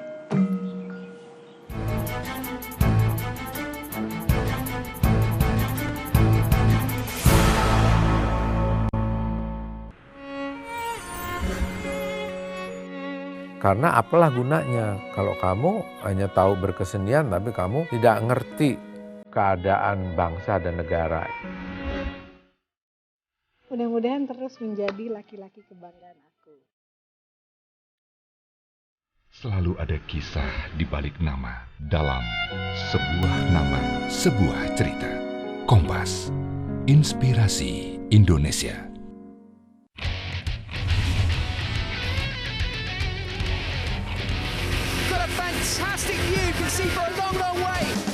Inilah perjalanan memburu binatang-binatang pemburu yang tersebar di seluruh dunia.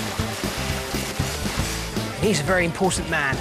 That's Dudu. He's going to be our guide. Saksikan Deadly 60.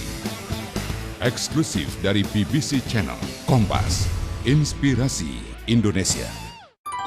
Sejak pakai Blue Band jadi lebih enak. Resepnya sama, hasilnya luar biasa. Keluarga jadi makin suka nasi goreng saya.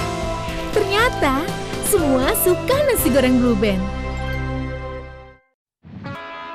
Direkt mal die klar bessere Mannschaft mit Muniain Lorenzo, 88. Minute für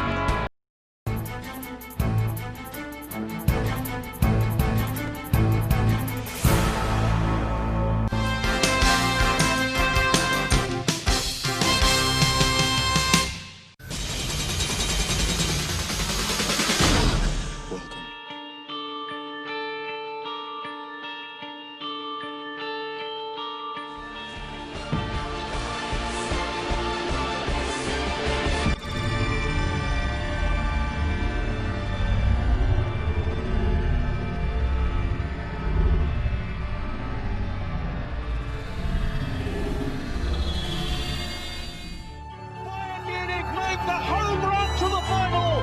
They are there against Chelsea on the 19th of May.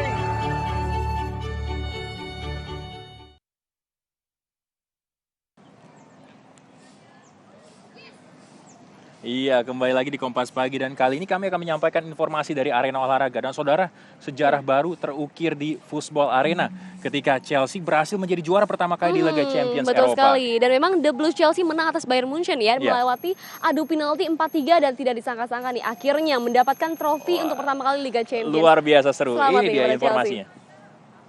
Pada laga final Liga Champions, Bayern Munchen versus Chelsea dini hari tadi. Setelah bermain imbang 0-0 di babak melalui adu penalti. Dari 5 penendang, hanya Juan Mata yang gagal mengeksekusi penalti, sementara 2 dari 5 penendang Munchen gagal menaklukkan Peter Cech. Dan The Blues pun akhirnya menjadi juara baru Liga Champions di benua biru untuk pertama. Benar sekali, Chelsea menjadi juara di bagi Piala Champions untuk pertama kalinya. Pertama kalinya ya, walaupun memang Chelsea sebenarnya sudah 2 kali nih saudara untuk merasakan puncak final ya. Tapi Betul. baru kali ini menjadi yang terbaik di benua Eropa. Iya, selamat buat The Blues. Namun, Chelsea mampu membalik keadaan saat menjadi tuan rumah di laga kedua dengan mengalahkan Napoli 4-1. Chelsea sempat dipandang sebelah mata dan diprediksi tidak akan mampu menjejakkan kaki di laga final karena harus menghadapi juara bertahan Barcelona di semifinal. Apalagi saat itu Chelsea ditangani caretaker Roberto Di Matteo yang menggantikan Andre Villas-Boas setelah dipecat Roman Abramovich. Namun lagi-lagi Chelsea membuat kejutan. Barcelona dikalahkan 0-1 di Stamford Bridge dan mampu ditahan imbang 2-2 di Nou Camp. Di final Chelsea kembali membuat pecandu sepak bola dunia terbelah. Iya. Memang itu tadi ya informasi yang baru kita saksikan. Memang itu informasi yang sangat menarik karena memang bagi penggemar Chelsea nih pasti bersukacita ya. Iya betul, tentu keberhasilan dari Chelsea ini nggak lepas dari keberhasilan dari sang pelatih Roberto Di Matteo. Betul, dia berhasil membawa The Blues nih untuk menjadi juara ya di Liga Champions untuk pertama kalinya. Sederet pelatih kelas dunia telah didatangkan sang miliarder pemilik Chelsea, Roman Abramovich, ke Stamford Bridge. Mulai dari Claudio Ranieri, Jose Mourinho, Avram Grant, Luis Felipe Scolari, Gus Hiddink, Carlo Ancelotti, sampai Andres Villas-Boas. Namun tak satu pun yang mampu memenuhi ekspektasi Abramovich. Lalu muncullah nama Roberto Di Matteo yang menjadi caretaker Chelsea setelah Villas-Boas dipecat akibat prestasi Blues yang semakin menurun. Dipandang sebelah mata, pelan tapi pasti Di Matteo berhasil mengangkat kepercayaan diri John Terry CS. The Pensioners berhasil melaju ke final Piala FA dan tampil sebagai juara setelah menaklukkan Liverpool. Ujian sesungguhnya bagi Di Matteo datang saat The Blues tampil di final Liga Champions. Dan akhirnya Di Matteo berhasil membiarkan caretaker tersukses di ranah sepak bola dunia. Komplimenti Roberto Di Matteo. Kita lagi memberikan informasi mengenai olahraga tuh khususnya sepak bola. Tapi di belakang kita juga ternyata ada bapak dan anak lagi main bola juga nih, Glory. Wah, memang ya. Dan memang tadi lain dengan nasib Chelsea yang berhasil menjadi juara di Piala Champions, berbeda dengan Bayern Munchen yang terpaksa harus menelan pil pahit. Dan betul sekali, dan kekalahan ini memang juga membuat tim besutan Jupp Heynckes itu ya tidak meraih 1 gelar pun di musim ini, saudara. Iya, puasa gelar buat Munchen. Dalam laga puncak Liga Champions dini hari tadi, menumbuhkan harapan yang tinggi bagi skuad Die Roten untuk menang. Sayang, penampilan apik Bayern sejak menit awal tidak mampu membawanya menggondol trofi Liga Champions setelah kalah lewat drama adu penalti 4-3 dari Chelsea. Kenyataan ini semakin menambah buruk prestasi Bayern musim ini setelah skuad Jupp Heynckes gagal di 2 kompetisi lainnya yaitu Bundesliga dan Piala Jerman. Ajang Bundesliga, Bayern dikalahkan Borussia Dortmund dalam perebutan gelar juara dan menutup kompetisi sebagai runner-up dengan selisih 8 angka dari rival beratnya itu. Sementara di turnamen Piala Jerman, Bayern pun tak kuasa menahan dominasi Dortmund. Dalam babak final, si merah lagi-lagi kalah telak dengan skor 2-5 dan Die Borussen berhasil mendulang gelar ganda.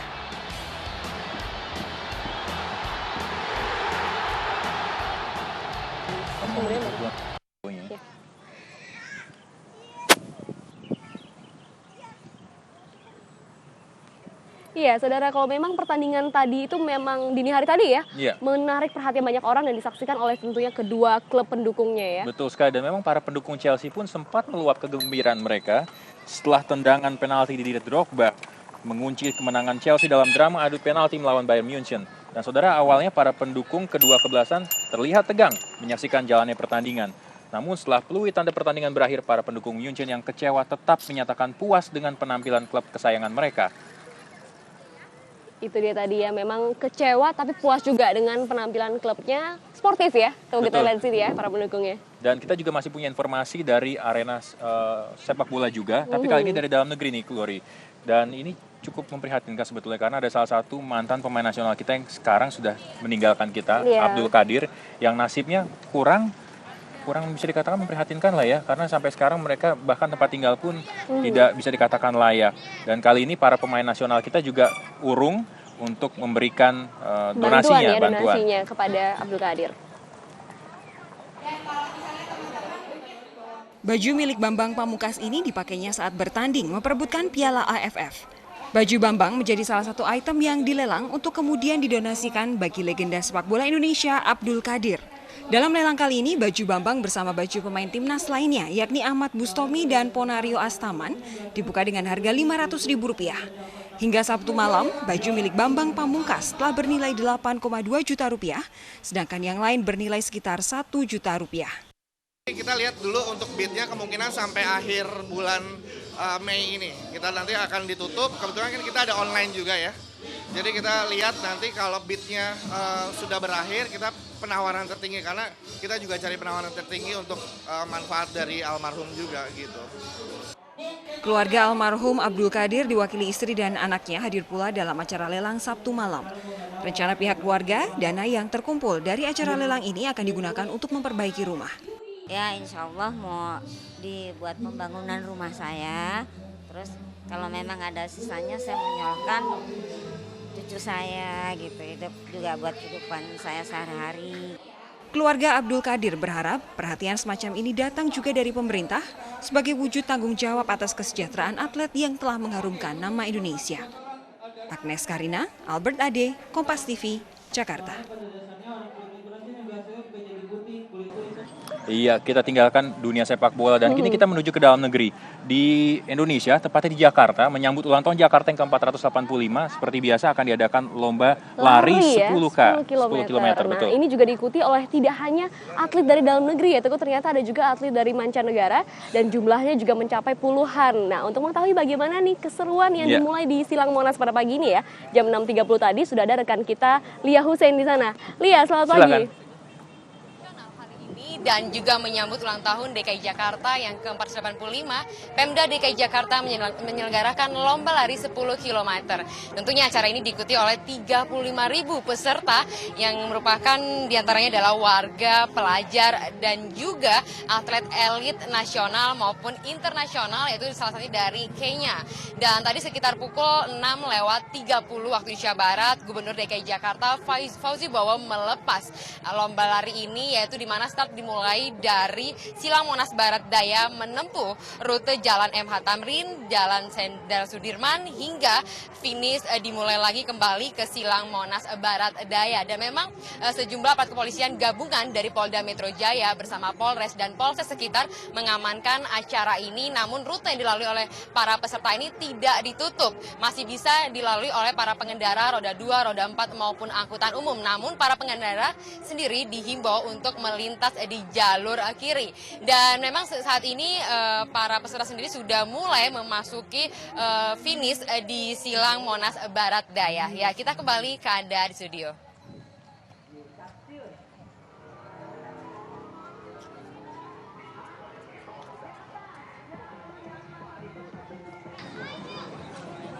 Ya, terima kasih Lia Hussein atas informasi dari sana. Tentunya sangat seru sekali ya pagi ini berolahraga dan tentunya sambil berkompetisi juga. Ya, dan kali ini kita juga mempunyai informasi dari balap MotoGP. Denny Pedrosa untuk pertama kalinya berhasil mengungguli Casey Stoner dengan merebut pole position pertamanya di musim ini. Ya, dan memang dominasi dari Pedrosa berhasil nih atas Casey Stoner, dan memang ini juga terjadi di sirkuit Le Mans, Prancis, saudara. Renzo Mantan juara dunia asal Spanyol itu hanya membukukan 1 menit 34,104 detik dan harus start di posisi keempat. Di belakang Lorenzo ada rekan setim Dovizioso, Carl Krutlow. Disusul Ben Spies di posisi ke-6. Sementara Valentino Rossi tidak beranjak dari posisinya di latihan bebas terakhir, yakni berada di posisi ke-7.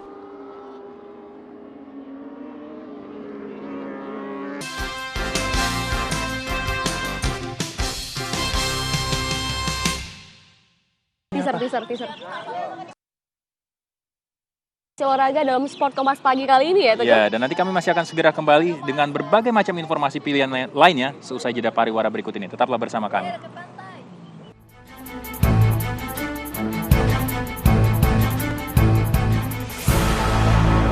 Klik Arbain Rambe. Selalu ada yang beda. Gali semua tentang fotografi. Hanya di Klik Arbain Rambe. Kompas, inspirasi Indonesia. Indonesia, ada suatu masa ketika kebersamaan kita mempersembahkan merdeka. Masa di mana para pemuda bergerak bersama, melawan tirani yang berabad-abad menyengsarakan bangsa. Jangan pernah lepaskan semangat untuk bangkit bersama. Jangan pernah biarkan merah putih abadi dalam hati. Karena ini negeri kita, ini tanah air kita. Dengan persatuan kita mampu menjaganya, mempertahankannya. Ayo bangkit Indonesia. Kompas, inspirasi Indonesia. Sejak pakai Blue Band jadi lebih enak. Resepnya sama, hasilnya luar biasa. Keluarga jadi makin suka nasi goreng saya. Ternyata semua suka nasi goreng Blue Band.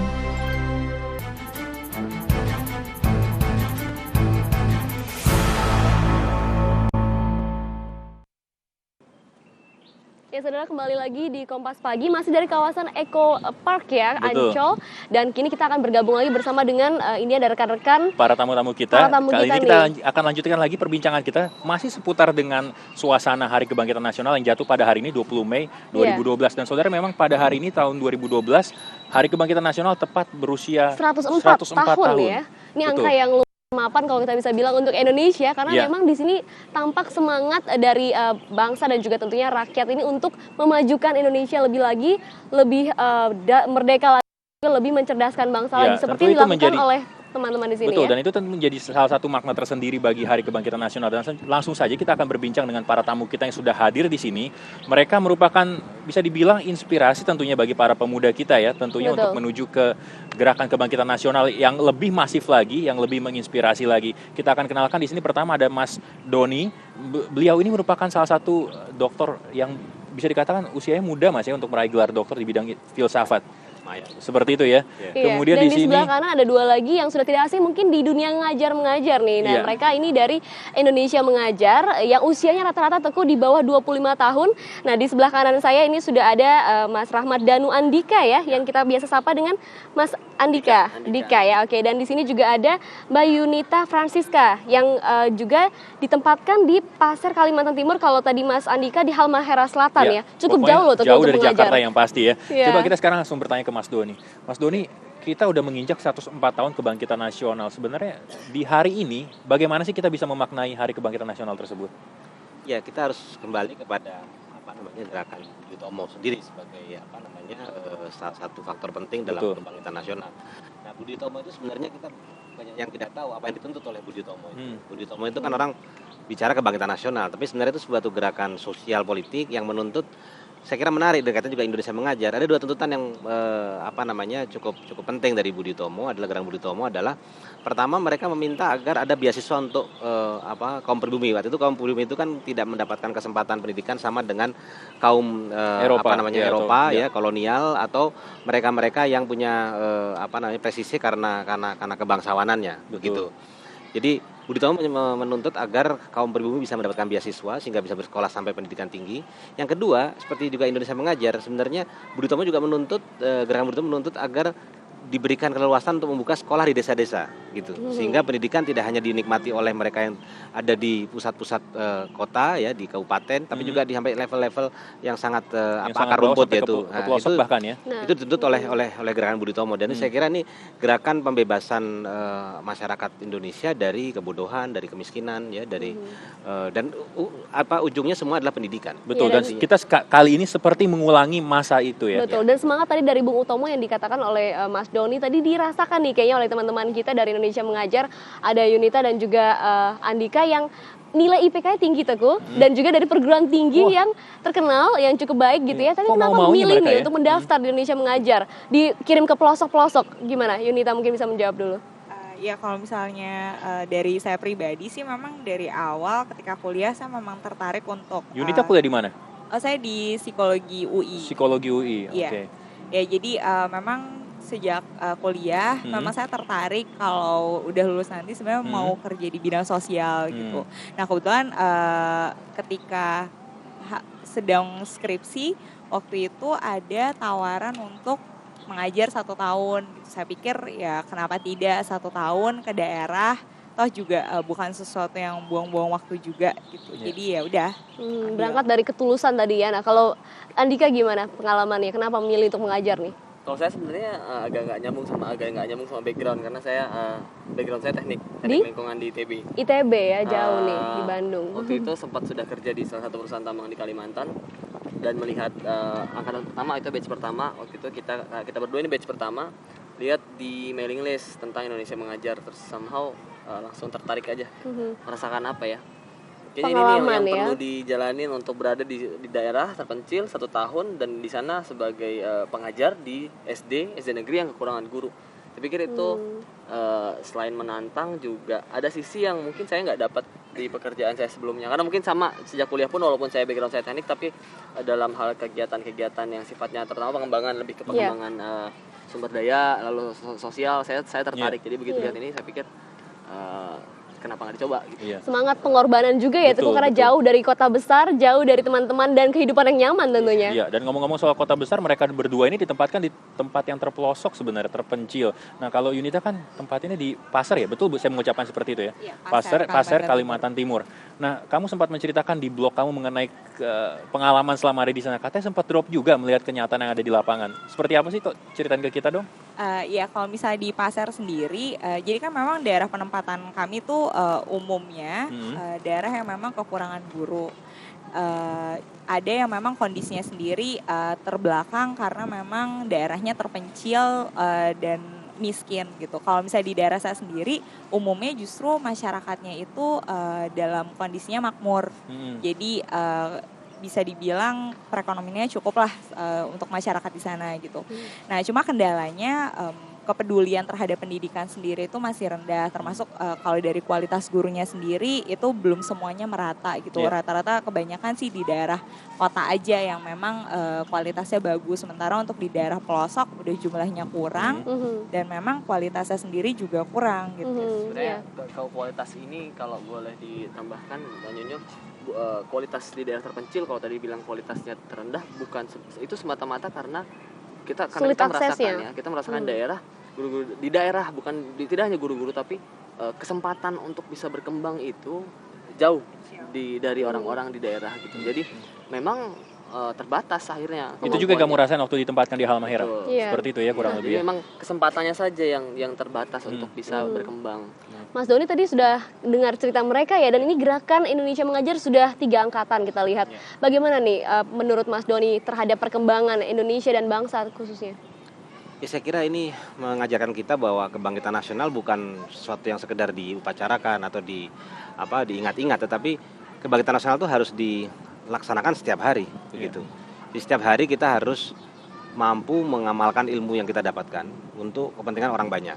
Kan ini semangat Budi Utomo sebenarnya itu kan, bahwa ilmu pengetahuan itu bukan hanya untuk kepentingan pribadi saja, hanya untuk titel, hanya untuk materi, tapi untuk orang banyak, terutama bangsa dan negara. Dan ini saya kira kedepannya ya gerakan-gerakan seperti Indonesia Mengajar ini merupakan semacam Budi Utomo baru gitu, yang akan membuat perubahan yang cukup fundamental dalam memperbaiki kondisi bangsa kita ke depan. Iya, dan kalau kita lihat kan sebenarnya yang dilibatkan di Gerakan Indonesia Mengajar ini adalah mereka yang berusia muda. Ya. Para pemuda-pemudi kita yang memang punya kepedulian untuk para generasi muda yang akan diajar di sana. Nah, kalau Yunita, kemudian Dika juga melihat hal ini, kalau di konteks yang lebih besar lagi, kira-kira ini akan bisa ditularkan nggak sih untuk para pemuda yang bergerak di bidang lain, misalnya bukan hanya di bidang pengajaran? Seperti apa? Mungkin Yunita bisa menceritakan ke kita?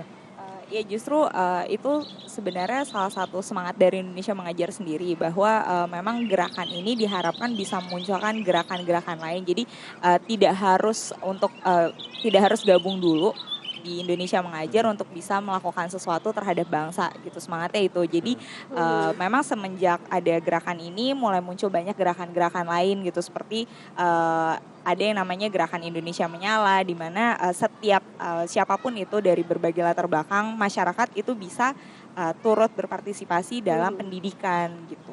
Iya, berarti ini memang harus ditularkan ya? Gimana?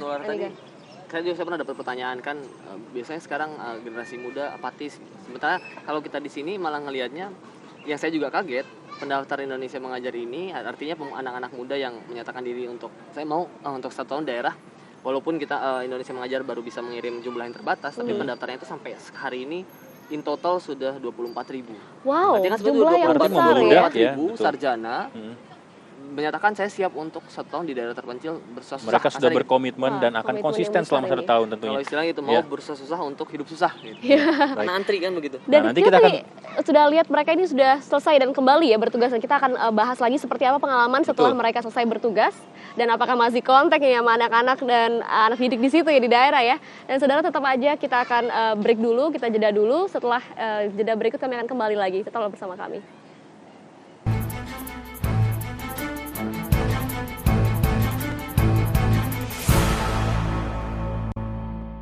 Fanatik minggu ini, Tompi.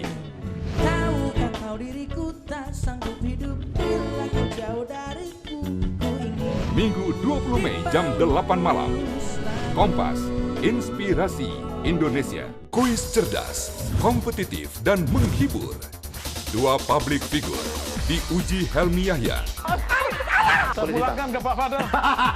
Wawasannya. Nah, apa saya? Aduh, salah ya gue. Ada lagi. Kecepatannya. Kerinci. Jambi, betul baik. Cina. Saksikan serunya. Kuis versus. Kompas, Inspirasi Indonesia. Waspada, pemicu radikal bebas ada di mana-mana. Masuk ke dalam tubuh, mengikat lemak jahat, menyumbat pembuluh darah, dan tingkatkan risiko jantung koroner. Kini hadir Entrasol, susu tinggi antioksidan dengan profit formula. Bantu cegah risiko jantung koroner dari sekarang. Entrasol, susu tinggi antioksidan.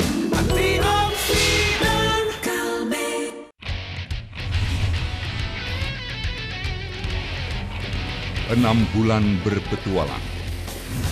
Got a fantastic view, can see for a long, long way. Menjelajah 6 benua. Here! I'm here in South Africa. We're here. Dan 60 makhluk paling mematikan. It looks like I'm squashing him a bit here. Inilah perjalanan memburu binatang-binatang pemburu.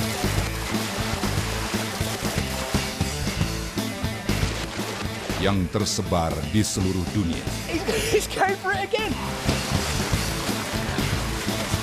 He's a very important man. That's Dudu. He's going to be our guide. Saksikan Deadly 60. Eksklusif dari BBC Channel. Kompas, Inspirasi Indonesia.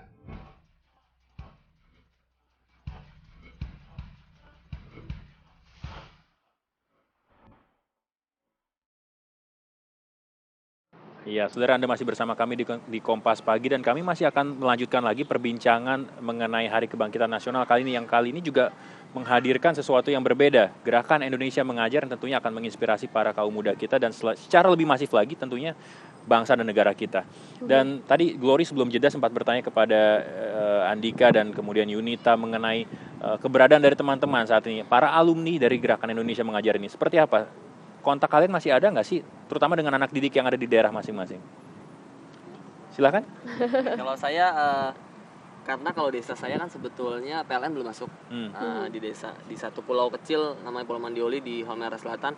Terus sinyal telepon juga cuman di beberapa titik, kalau nggak di dermaga di bukit. Kalau masih kontak, sebenarnya tadi pagi di sini juga saya baru kontak sama anak murid saya, kebetulan nelpon.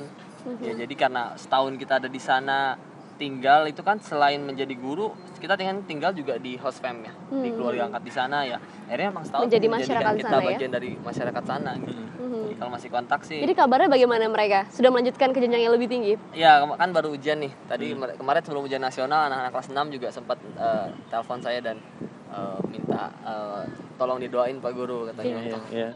Pak Guru ya sebutannya di sana ya. Masih muda dan sudah menyandang gelar guru. Nah, Yunita gimana? Ada gimana ya? Ada perasaan bangga, mungkin terharu sudah bisa berhasil memberikan sesuatu kepada anak-anak, terutama mereka yang ada di daerah. Gimana Yunita? Ya kalau dari saya sendiri memang yang nilai salah satu yang paling saya tanamkan adalah keberanian untuk maju ke depan. Jadi kan memang waktu saya datang pertama kali ke sana, anak-anak tuh sulit sekali untuk berani mengutarakan pendapat, atau misal kalau ditanya nggak ada yang berani jawab gitu, angkat tangan gitu. Jadi itu yang salah satu yang saya ajarkan, dan yang kedua bahwa jujur itu hebat gitu. Dan memang kemarin itu ketika pelaksanaan ujian nasional, jadi salah satu murid saya tuh SMS, terus dia cerita, iya Bu, saya bisa ngerjain dan saya nggak nyontek loh, dia bilang gitu. Saya ingat kata-kata ibu. Juga ya di situ ya. Artinya berhasil menanamkan satu nilai yang budi pekerti baik lah ya, begitu ya, kepada anak didiknya. Iya, paling nggak dia ingat apa yang saya ajarkan, itu udah buat saya udah. Nah, itu nilai lebih. Mas Doni, nilai lebih ini juga kah yang membuat anak-anak muda kita tertarik untuk mendaftar di gerakan ini? Seperti apa Mas Doni melihatnya? Ya, saya kira generasi muda kita kan juga ada kehausan untuk mengasah kepekaan sosialnya ya. Artinya mereka juga bosan hidup yang konsumtif, rutin dan hedonis macam ini gitu. Mereka butuh ruang-ruang sosial untuk mengekspresikan kepekaan sosial mereka, dan Indonesia Mengajar salah satu ruang untuk mengekspresikan itu. Dan ini saya kira kedepannya ini akan menjadi satu gerakan yang akan lebih masif, dan mudah-mudahan sih banyak yang mereplikasi sehingga ini menjadi satu gerakan, bisa jadi gerakan nasional yang luar biasa besar. Karena selama ini kan kita melihat ya pendidikan kita ya hanya mencetak gelar sana, ke orang masyarakat di desa itu kan tidak bilang kita dari Indonesia Mengajar. Artinya tidak kita attitude-nya sampai ke sana bilang ya kita mewakili negara ini gitu. Kan begitu nyampe di sana guru kurang kan nggak penting siapa yang ngirim. Tapi sebab bahwa secara umum kita mengharapkan ini menjadi gerakan masif dalam artian menularkan ya, kan tidak mengharapkan Indonesia Mengajar menjadi besar, tapi seperti tadi, jadi kan sebenarnya ini bukan rocket science, mengirimkan orang ke desa selama setahun itu kan sebenarnya hal simpel gitu untuk menambah kekurangan guru. Jadi harapannya kalau sama pemerintah Indonesia Mengajar, kita juga di daerah memang bekerja sama dalam hal komunikasi dengan pemerintah. Ada bantuan dari pemerintah ya? Bagaimana Mas Doni menanggapi ini? Gitu. Ya saya kira pemerintah yang bisa dibantu adalah untuk perizinan, fasilitas dan lain sebagainya itu dipermudah. Ya, kemudian kalau bisa juga pemerintah memberikan endorsement ya, atau insentif lah kepada mereka-mereka yang punya prestasi dalam hal pendidikan di pelosok-pelosok Indonesia ini begitu. Jadi ada semacam penghargaan, award lah dari pemerintah supaya kaum muda ini semakin semakin kuat komitmennya dan niatnya untuk mengabdi pada bangsa dan negara. Dan memang saya kira inisiatif dari masyarakat sipil ini menjadi sangat penting sekarang gitu, karena kita tahu ya pemerintah punya keterbatasan tentu saja, baik budget ya, sumber daya dan lain sebagainya. Inisiatif dari masyarakat sipil seperti Indonesia Mengajar saya kira penting, dan kalau ini kemudian bisa menjamur ya, kita lihat 10-20 tahun ke depan saya kira ada perbaikan yang cukup signifikan dalam bangsa ini. Kita harapkan ya. Semangat dan niat yang tentu harus dijaga dengan konsistensi dan komitmen yang tinggi. Dan memang itu yang kita lihat, dan tentu ini kita harapkan menjadi inspirasi, dan pemerintah bisa menangkap sinyal ini dengan sebaik mungkin, akhirnya bisa dimanfaatkan menjadi peluang yang terbaik ya di masa yang akan datang. Mas Doni, Mas Dika, Mas Yunita, terima kasih sudah hadir di sini dan berbagi kepada kita semua bagaimana Indonesia Mengajar ini bisa menularkan semangat yang lebih besar lagi kepada bangsa Indonesia. Khusus di Hari Kebangkitan Nasional hari ini ya Teguh ya. Betul. Dan kita harapkan juga banyak nih guru-guru muda nih seperti Andika dan juga Yunita untuk bisa terus ke daerah dan menjangkau teman-teman serta adik-adik kita yang di sana membutuhkan pendidikan. Iya, terima kasih sekali lagi dan sukses ke depannya. Dan saudara, itu tadi perbincangan kami seputar gerakan Indonesia Mengajar dan bagaimana kaitannya dengan gerakan atau dengan berbagi kepada kita semua bagaimana Indonesia Mengajar ini bisa menularkan semangat yang lebih besar lagi kepada bangsa Indonesia. Khusus di Hari Kebangkitan Nasional hari ini ya Teguh ya. Betul. Dan kita harapkan juga banyak nih guru-guru muda nih seperti Andika dan juga Yunita untuk bisa terus ke daerah dan menjangkau teman-teman serta adik-adik kita yang di sana membutuhkan pendidikan. Iya, terima kasih sekali lagi dan sukses ke depannya. Dan saudara, itu tadi perbincangan kami seputar Gerakan Indonesia Mengajar dan bagaimana kaitannya dengan gerakan atau dengan Hari Kebangkitan Nasional yang jatuh pada hari ini juga. Dan saudara, tetaplah bersama kami masih akan segera kembali.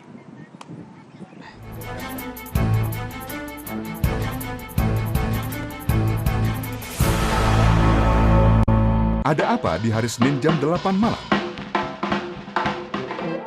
Ada akbar, wisband, dan ada keceriaan. Kelakar. Kompas, inspirasi Indonesia. Sporty, selamat siang sport lovers, ketemu lagi dengan saya Nitya Anissa. Ini dia waktunya. Update informasi seputar dunia olahraga. Dari berita olahraga nasional dan internasional. Dapatkan berita terkini tentang liga kesayangan Anda dan ragam berita lainnya hanya di Sporty. Kompas, inspirasi Indonesia. Body Bone, bukan susu biasa. Body Bone, nutrisi kita untuk Body Bone untuk jadi sang juara. Body Bone, Body Bone, let's see. Generasi juara, generasi Z.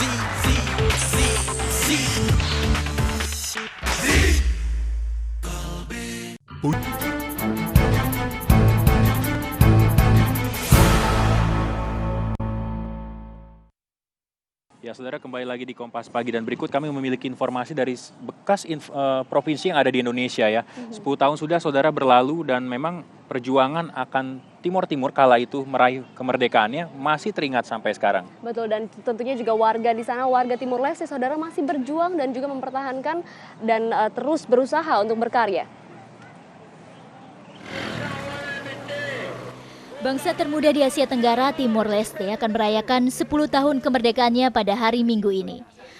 Perayaan ini akan berbarengan dengan pengambilan sumpah jabatan Presiden ketiga Timor Leste, Jose Maria de Vasconcelos. Perjuangan warga Timor Leste mendapatkan kemerdekaan bukan perkara mudah. Sebelumnya, banyak pertentangan terjadi antara Indonesia dan warga Timor Leste. Sebagian warga yang pro-Indonesia merayakan peristiwa itu dengan konvoi keliling wilayah mereka dengan mengarak bendera merah putih. Selain itu, warga juga melakukan penguburan kerangka jenazah para pahlawan bangsa untuk mengenang sekaligus menghibur warga Timor Leste. Namun, kini pertentangan itu telah sirna dengan adanya dialog dan diplomasi dan berganti dengan kesepakatan serta kerjasama yang semakin kuat setiap tahunnya. With the start of 20 May, you will step into a new era in your history as an independent nation. I am deeply honored and moved to be with you at this moment. Walaupun sudah merdeka, masyarakat Timor Leste masih harus berbenah diri dan melakukan perbaikan kehidupan. Dan sudah seharusnya warga Timor Leste mandiri, berusaha keras dan siap menghadapi tantangan baru. Ya, kalau tadi ada perjuangan dan juga perayaan oleh warga Timor Leste, ini ada informasi dari mancanegara Teguh ya. Yeah. Kalau di Indonesia juga sempat ramai dibicarakan konser Lady Gaga. Kali ini juga di Filipina ya, sebagian warga itu menolak konsernya Lady Gaga di sana. Betul, terutama para warga yang menganut Kristen konservatif. Di sana ada 200 warga Manila yang melakukan aksi jalan kaki untuk menentang konser Lady Gaga yang akan dilaksanakan di Filipina. Unjuk rasa dilakukan di dekat area gedung pertunjukan yang direncanakan sebagai lokasi konser Lady Gaga. Para pengunjuk rasa menolak konser Gaga yang pertama kalinya di Manila. Warga anti Gaga menilai lirik lagu Lady Gaga penuh sindiran terhadap ajaran agama. Dan selain itu warga menilai Gaga kerap berpenampilan erotis dan vulgar. Ratusan polisi pun dikerahkan untuk menjaga arena gedung pertunjukan. Dan sebagian besar pengunjuk rasa berasal dari kelompok konservatif umat Kristiani di Filipina. Lady Gaga pun direncanakan akan melakukan konser di Manila pada 21 Mei nanti. Iya, besok berarti ya. Betul, dan itu tidak jauh berbeda ternyata di Indonesia. Di Indonesia juga ada aksi penolakan terhadap konser Lady Gaga, ternyata di Filipina pun seperti itu. Dan saudara jangan beranjak dulu karena kami masih memiliki informasi pilihan lainnya. Tetaplah bersama kami di Kompas Pagi.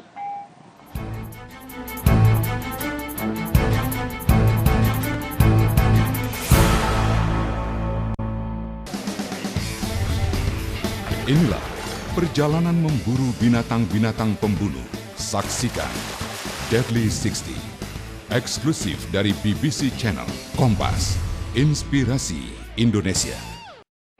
Punya rencana bangun hunian? Atau berniat merenovasi rumah agar makin nyaman dan menenangkan? Sebuah rumah pusaka yang dilokasikan di sebuah posisi yang sangat unik. Exotic Living.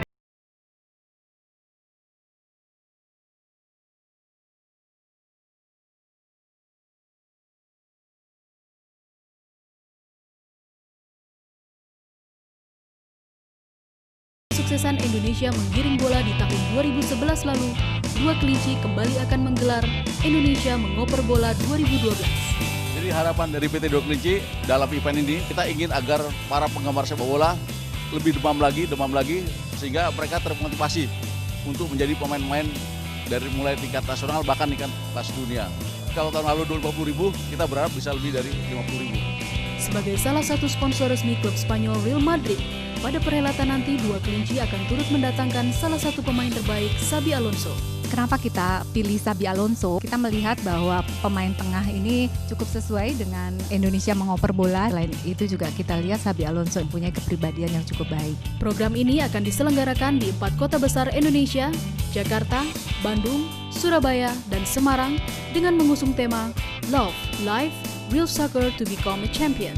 Dua Kelinci, Real Champion.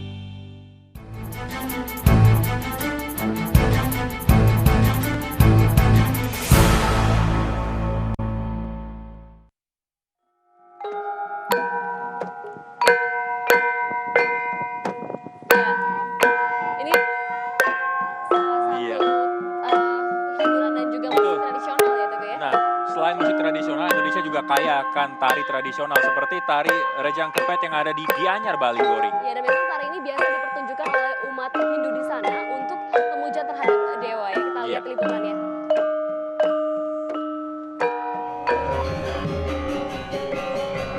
Lemah gemulai. Gerak-gerik jemari lentik memainkan kipas mencuri perhatian siapapun yang melihat. Dengan anggun para penari membawakan tari Rejang Kepet, tarian sakral warisan nenek moyang umat Hindu di Gianyar, Bali. Diiringi alunan gending yang dinamis, tarian ini menggambarkan keriaan menyambut kehadiran para dewa. Bagi warga Gianyar, tari Rejang Kepet merupakan sebagian ritual doa yang wajib digelar tiap 6 bulan sekali di pura dan tempat-tempat ibadah. Ini ngering bahasanya semak benar Rejang Kepet itu wantah panyembramu ide betara inek ilen-ilen tarian as punika sane unang titiang ngering di wata TV nika boyo tarian sekadi tarian sane memargi yang ibu niki wantah nika aturan yang maturan ide betara ayaban as punika dados pemargi punika. Dalam setiap ritual, tari Rejang Kepet dibawakan 18 penari wanita. Karena dianggap keramat, saat menarikan Rejang Kepet, para penari harus dalam kondisi suci. Selain menjadi bagian ritual pemujaan para dewa, tari ini merupakan warisan leluhur yang harus dilestarikan. Tim Liputan Kompas TV Bali.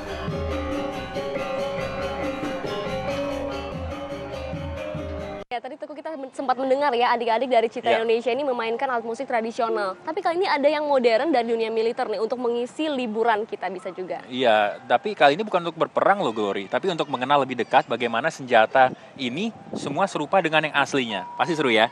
Airsoft gun ya, kita lihat liputannya. Ini dia. Layaknya dunia selebritas, dunia militer kerap menjadi sorotan. Tidak hanya karena perannya dalam pertahanan negara, tetapi secara fisik tak jarang mengundang decak kagum berkat beragam perlengkapan yang keren. Sebagian masyarakat bahkan memiliki kecintaan tersendiri terhadap dunia militer. Nah, kalau Anda salah satunya, Airsoft Show 2012 wajib dikunjungi. Acaranya digelar di Markas Brigadir Infanteri Linut 17 Kostrat Cijantung, Jakarta, sebab merupakan kerjasama Airsoft Indonesia dengan TNI Angkatan Darat. Ini adalah merupakan sebuah bentuk keakraban kita, saling memahami pekerjaan masing-masing dan dalam sebuah kesamaan, termasuk hobi bahwa mereka, rekan-rekan kita yang bukan militer tetapi memiliki jiwa militer dan sangat mencintai kehidupan militer. Tidak hanya memamerkan peralatan militer, kontes pun digelar. Misalnya, tembak reaksi. Nah, anggota Kopassus yang satu ini punya tips khusus. Siapkan equipmentnya, siapkan perlengkapannya, senjatanya dari senjata, gas, BB, itu harus ready kan. Nah, habis itu dari segi mental sama mindset pikiran untuk pergerakan. Tidak lengkap nih kalau hanya lihat-lihat saja. Sesulit apa sih menembak menggunakan airsoft gun? Rasanya fisik dan mental siap nih.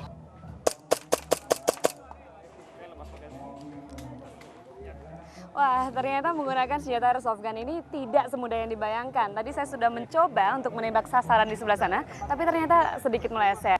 Saudara, jika Anda memang mencintai dunia militer, mungkin ada baiknya Anda juga mencoba olahraga airsoft gun karena senjatanya pun sangat mirip dengan dunia militer yang sudah Anda ketahui. Mary Sarjana, Januar Winarto melaporkan. Mas, ini dipasang lagi seperti apa nih?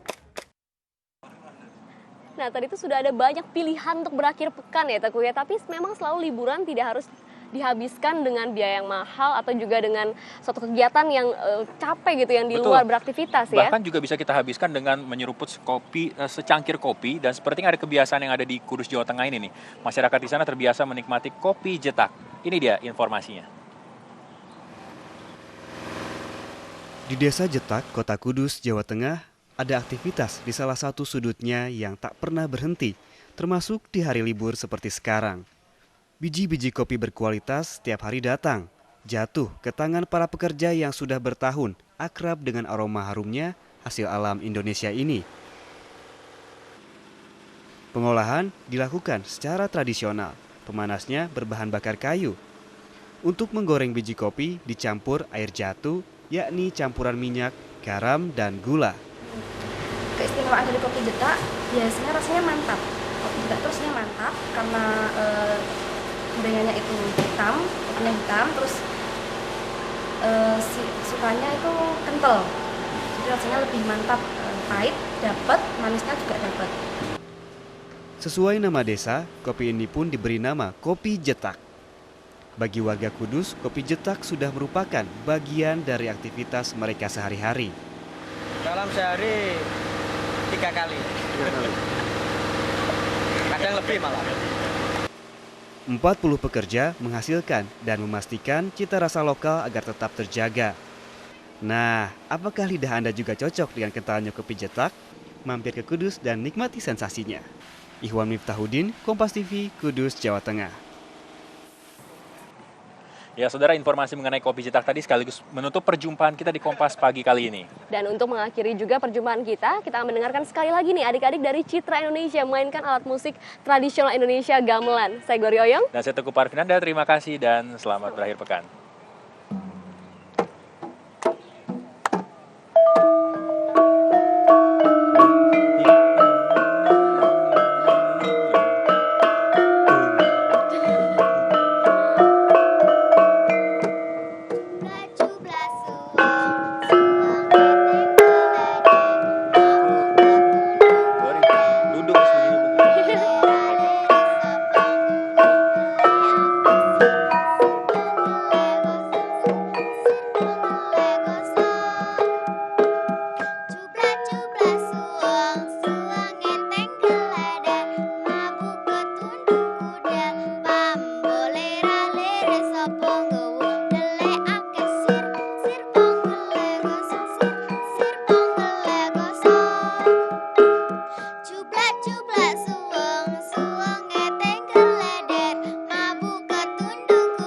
Berikutnya, Jalan Sesama.